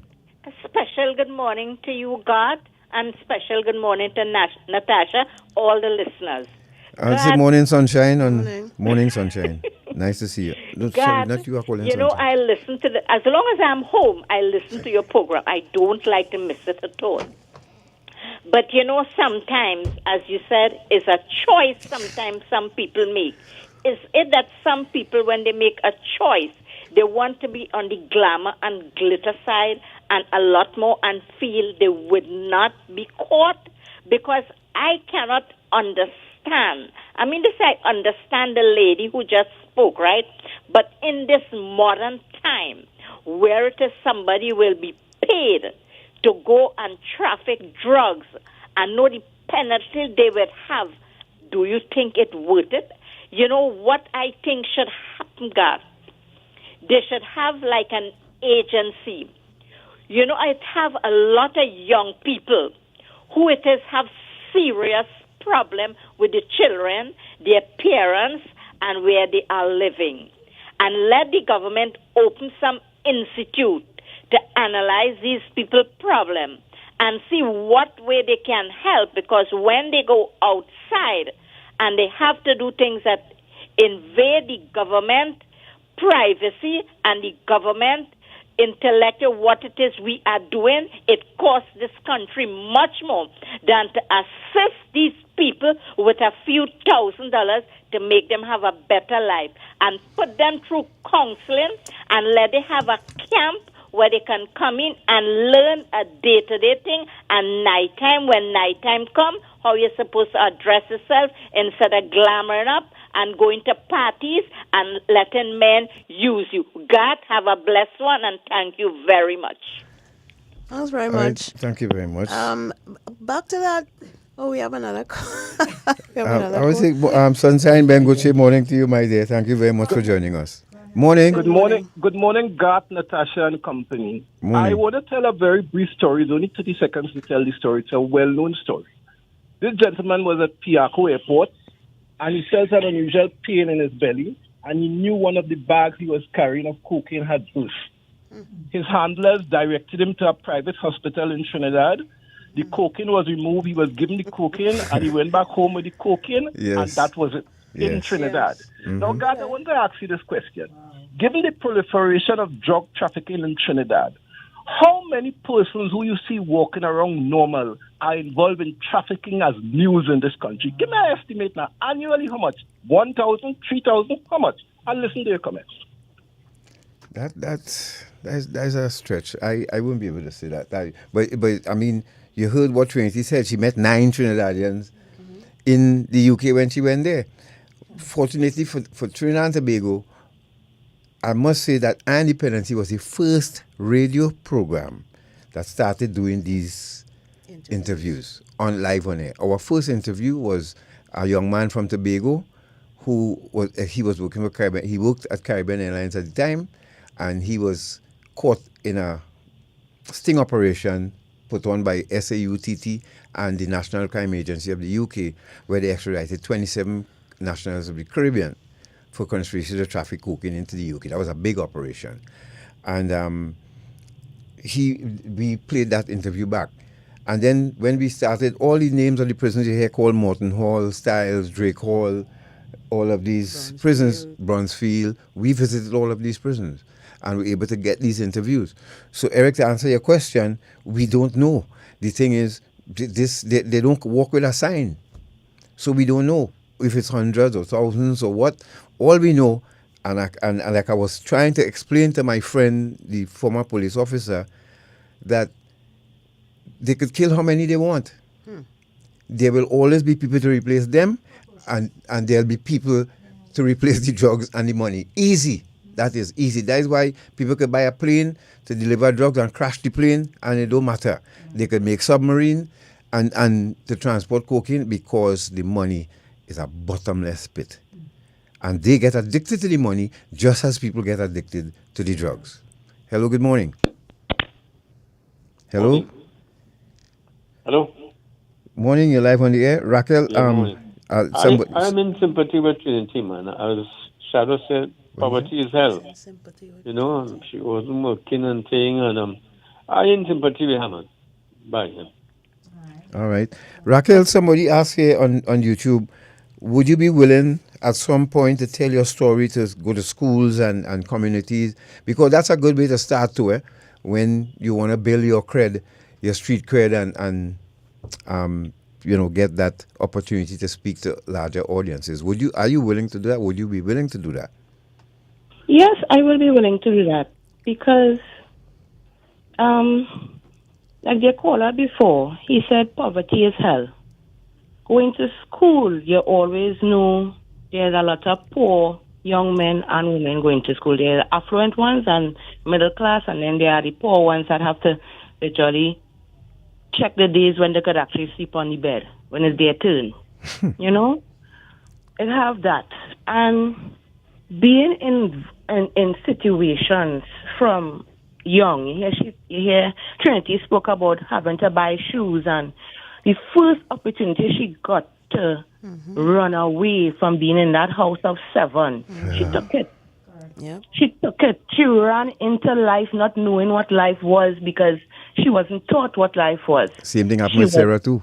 Yes. Exactly. She ran. She just ran. You know? And from school, you can know that after school, life doesn't get much easier. You have to earn all that you want, and let these children learn from now. Earning is better than getting it quick, because just as fast as it reaches your hand, it'll leave your hand faster. They don't know this. They look at the glam of the men that probably been to jail 19 times and come out with 17 gold chain and say, yeah, I want to be like that. But they don't know what it is to arrive to have them big chains around your neck. If you're just joining us, you're listening to Dependency, and on the phone you're listening to Rael, who was tricked into being a drug mule. We just played Trinity's story, and to answer your question, she did, Brianna, that she's willing to go to schools, and well, she's in within our network now, so we'll keep you all with that. But to go back to the question of mistake versus choice, if you're not informed enough to make a good choice, is that a choice? If you're not making an informed choice, is that in fact a choice, or is it a mistake? Because in order to make a choice, you have to be informed about what the pros and the cons. Exactly, I agree with that. You have to be informed, because I will go back, right? Most of what Trinity said is that she recognized that most of the ladies did it for the money. Most of them did it for the money. But let's be real, right? I could talk about my situation. If I had a job, I wouldn't be looking to go to a job agency to get a job, right? So it was a matter of me going to look for a job to earn money, right? Not make it fast. When I arrived, it was something else, right?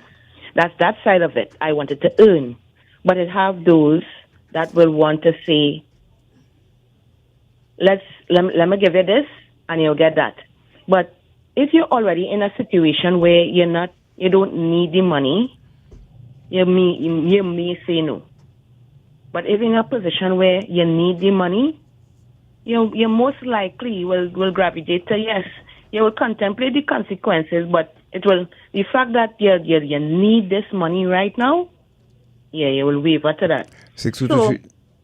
Sorry, Rael, go ahead. Having a choice of, all right, I'll go back to the school. Some children just go to school because the mother making them. If they have a choice, they wouldn't go. Right? Because they might put it in their head, school is not for me. They're just going because. And making a mistake while you're in school, not knowing what you're doing, that is something that is forgivable. Yep. Vulnerability creates choices that will make you make mistakes.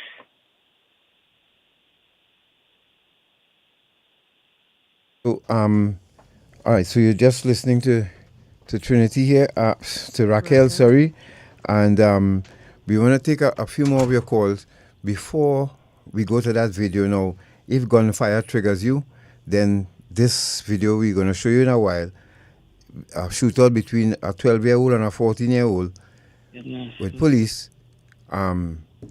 We want you to see how that turned out, and I'll be doing this for a reason in a context. All right? Hello, good morning. Oh, no. You know how to get the call and not cut off Rael? Okay. Hello, good morning. Good morning. Hello. Morning. Good morning. Morning. I'm certain that you know one Yashim Abubakar. You hear that name already? Yes, sir. Was he connection? Remember that time you were saying say no to drugs through Trinidad and Tobago? Yeah? Yes, remember. Go All ahead. right. The man who was commissioner of police at that time, who it was? Not Randolph Burroughs? What is the point? Hello, good morning. Good morning, Garth and Natasha. Morning. Yes, my family and I, we are here listening to your program. And I must say, there's an old adage by Shakespeare, all that glitters is not gold. So people who fall trapped into, the goodies should tell themselves, wait now, we're getting all of this. There must be a catch at the end of it. I wonder if they think and they know when they check and say, look, you know what? This is I don't want to say too easy, but the trap, it had to have a trap here. I say no to this. I don't want to put my family through this my loved one, through this kind of trauma and so on, So you would say no. All that glitters is not gold. Correct. And people, look at how it is, Garth and Natasha. Trinidadians will leave Trinidad and go to New York and all over and hold 2 and 3 jobs. We could do the same thing in Trinidad.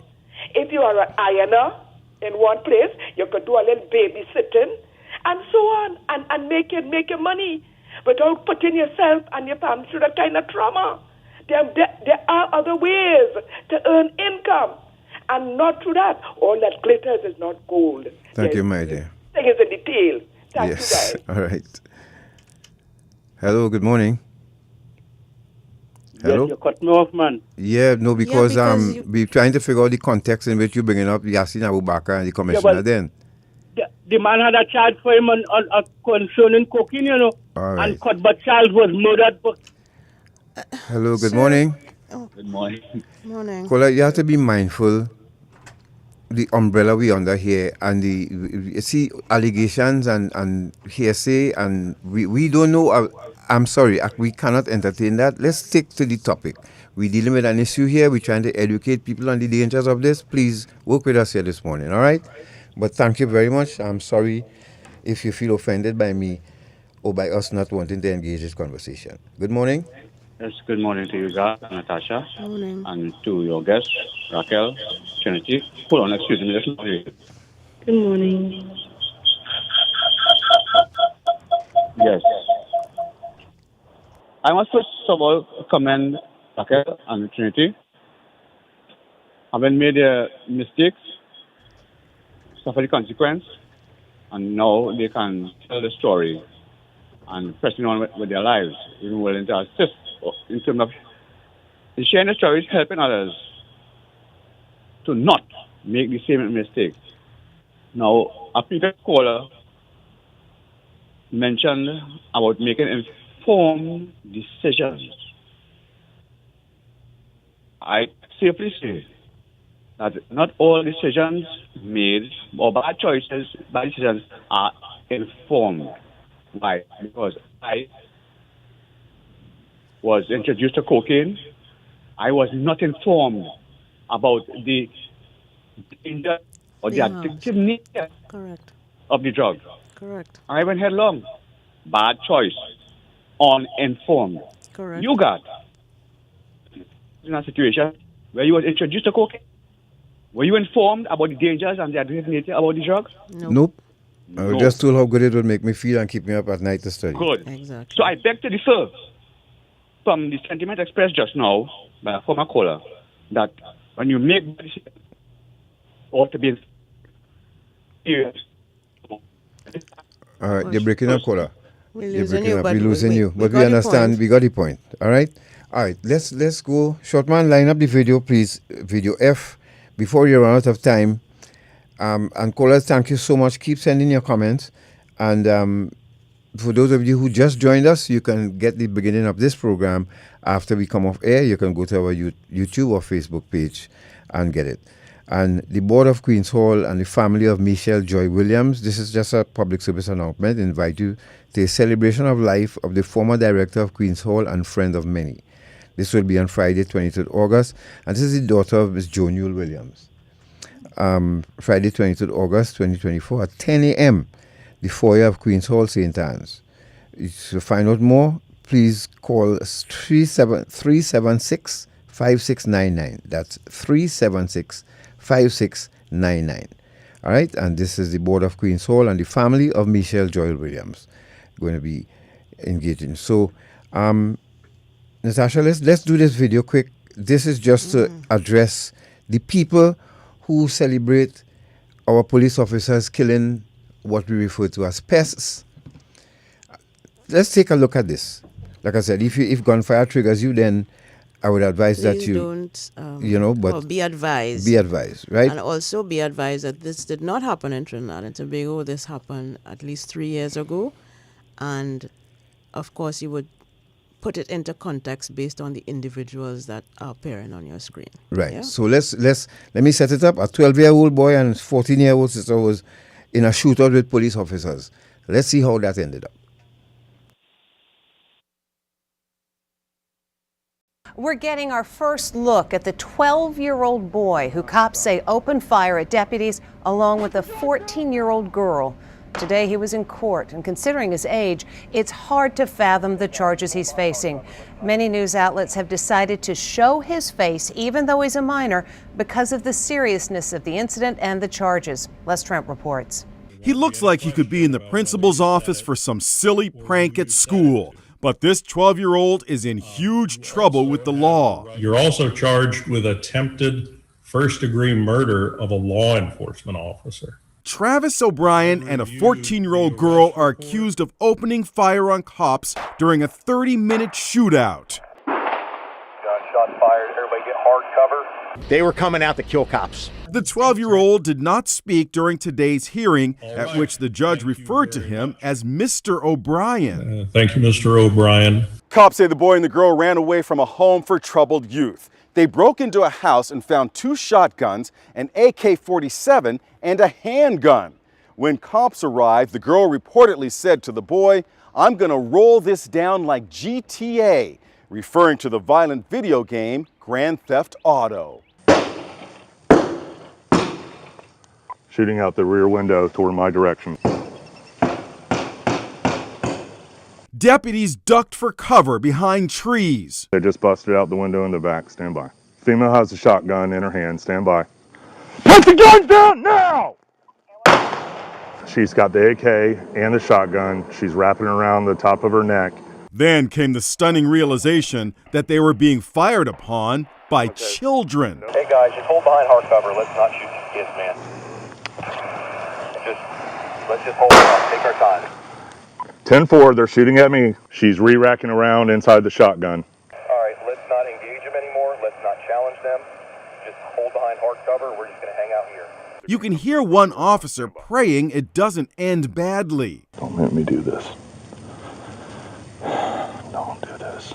You can hear the restraint of the deputies pleading not to have to use their guns. Cops say the girl, seen in this photo given to the news media by her father, was shot and wounded when she refused orders to drop the shotgun and opened fire from behind a parked car. You've got 1, 2, 3, 4, 5, 6, 7, 8, 9, 10, at least 10 bullet holes. 30 seconds later, young Travis O'Brien came out of the house with his hands raised.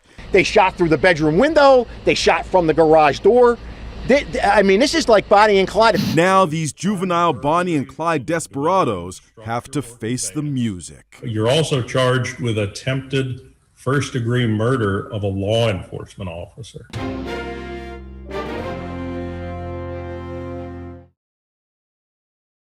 Oh. No. Why we show this?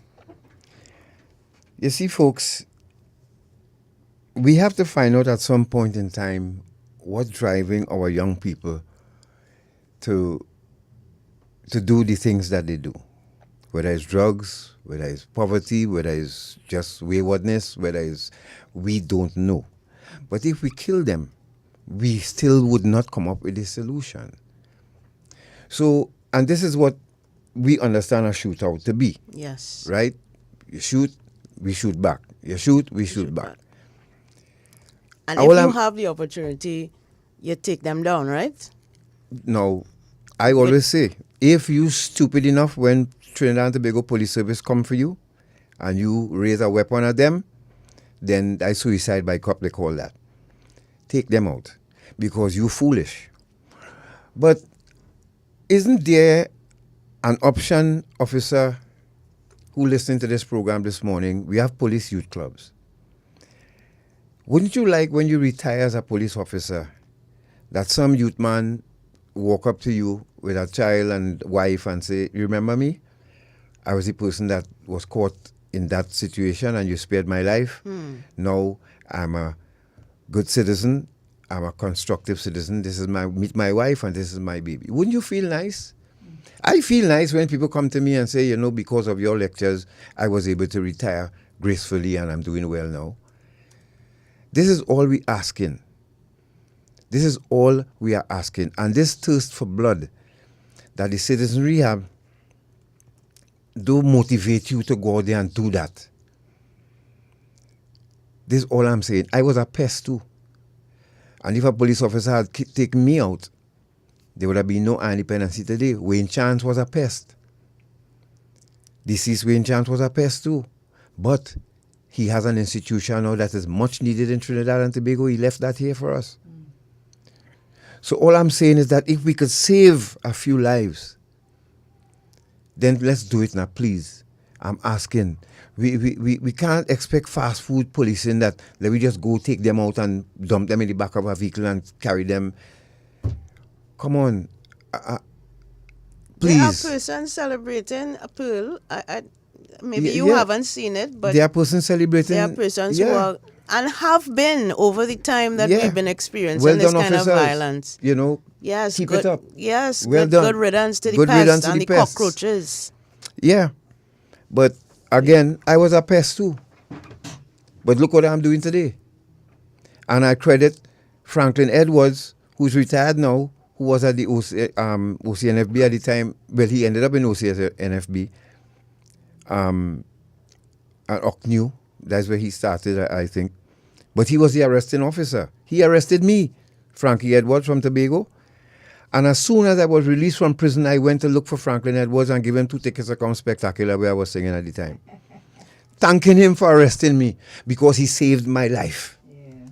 This is what I'm talking about. Franklin Edwards, for the last semi-final appearance when the judges came to Classic Rousseau, Franklin Edwards was in the audience and he came backstage to meet me afterwards. I felt so good seeing him because that is the police officer who arrested me and saved my life. That is what I'm talking about, officers. This is what I'm referring to. For God's sake, please, if we could save some, let's save them, please now. That's all I'm asking. And once we get the body cameras, because you see all those police officers in that shootout had body cameras on. So we could have agreed with them and understand that, yes, they were in a shootout. The lady Sherman, the bullets it had in the car. Yes. Right. Please point that out. Because we often hear this line repeated in the news when these incidents are reported. That the police were fired upon, the police returned fire, and when the dust cleared, people were dead. Take a call or two. Anybody tell me if I'm wrong here for asking this question. Am I wrong for asking our police officers to let's try and save 1 or 2 people and send them to police youth clubs? You know, at least try to turn their lives around. Dispense with justice. This is way before the actual suspect. Somebody you suspect is not a criminal. A suspect is a suspect. Good morning. Yeah, good morning. You're preaching there, my friend.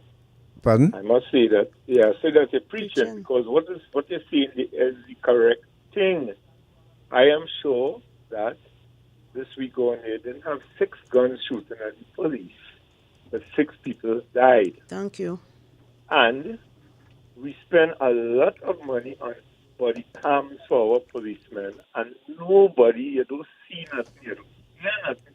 They don't wear that. As far as they are concerned, that is a setup for them, whereas it could be saving their own life to clear up things. And furthermore, the PCA is overwhelmed with work, and they should be an independent authority. I am not saying it would have pests and young people out there that are trying to get themselves killed. But the police, the killer squad right now is anybody shoot behind us, wipe out everybody in the house, there's no witnesses. And all the police is not like that. So, I totally agree with you, Mr. Sinclair. Thank you. Thank you. Let's take another call and look at don't call anybody names or killer squad or anything like that, right? And the we don't want to labor. The body cams is another issue that you see the difference between what happened in the States, that video we just showed, and what takes place here. We were able to see what went on. Morning. 6 people in a house. You find 3 guns after you kill the 6 people. Did the other 3 people shoot at you? The other 3 people didn't have guns. Who doing the ballistic report and the coroner inquest into that, where 3 guns were found and you killed 6 people? Thank you very much. Okay, you know the young lady, suppose was the young lady on the robbery too, or was she in the house? You see, we don't know. All I'm saying, folks, A lot of again, information we don't know. support what our police officers are doing. Their lives are really in danger, right? There's no 2 ways about that. But all I'm asking them, just as we just seen in this shootout here, if we could have that kind of mindset, let me save a life or 2. Let them go through the system. Let them come out and come back and tell you, thank you for arresting me, and thank you for helping me to turn my life around. We Because take one what more. is happening right now is an abandonment of so-called criminal justice. We need to have due process. People talk about due process all the time. It cannot be due process to eliminate somebody you think is a suspect, because the police can't know whether these individuals have committed a crime or not. They're committing a crime by shooting at the police. Yes, we appreciate that. But you cannot kill suspects. Ladies and gentlemen, once again, we thank you for joining us here. All I'm asking, please, let's save some of our young people, because in, let's say, 10 years from now, if we continue like this, we're going to have to put African people in a museum somewhere so that we could show children what African people look like when they walk the streets of Trinidad and Tobago. You know, we cannot continue this. We already have these young men killing out each other because they don't know better. Or they know better and they decide to do that, fine. However, remember we just said there are choices and there are mistakes. But if we can save a life and not kill everybody, at least somebody will remain alive to say, this is how I got involved in this. And this is how I would like to come out. Rael? Yes, I'm Yes, listening. we want to thank you very much for staying with us this morning again. No And problem. we'll talk Thank you off for the having air. me. Thank you so much, all right? Yes. And Have a take great care. day, Trinidad and Tobago. Yes, and we will keep in touch with you. And to Yes. you guys and to you, Natasha. Thank you very much. You're welcome. Have a great Sunday. So we have major news coming up next with Sterling Henderson. Folks, we want to thank you so much. We hope you learned something here this morning, again, about the act, the means, the purpose of human trafficking. We also hope and we look forward one day that we will have a police service that we could even be prouder of when we could see on the news, well, these officers were involved in a shootout and this is what happened. Like I said, if you foolish enough, young people, to point your weapon at a police officer, then sad be your portion. You take what you get. But if you decide to give up, then I hope that the squad that you meet will assist you in doing that and helping you to turn your life around. Because people can change. Although there are other people out there who feel people cannot change, people can change. If they realize, look, this road I'm going down here is not worth it and I need to change my life. Please assist people in changing their lives rather than snuffing it out. My final word would be, let's remember that not all choices that people make are informed. Therefore, you are not in a position to judge if you're not in that person's shoes. Thank you very much once again. Thank you, Tamika. And thank you to Rael. Thank you to Trinity. And thank you to all of those of you on radio, Facebook, and YouTube who joined us this morning. On behalf of the Counter Trafficking Ministry of National Security, we wish you a very good week. Take care. Major news up next with Sterling Henderson. Good afternoon. Good afternoon.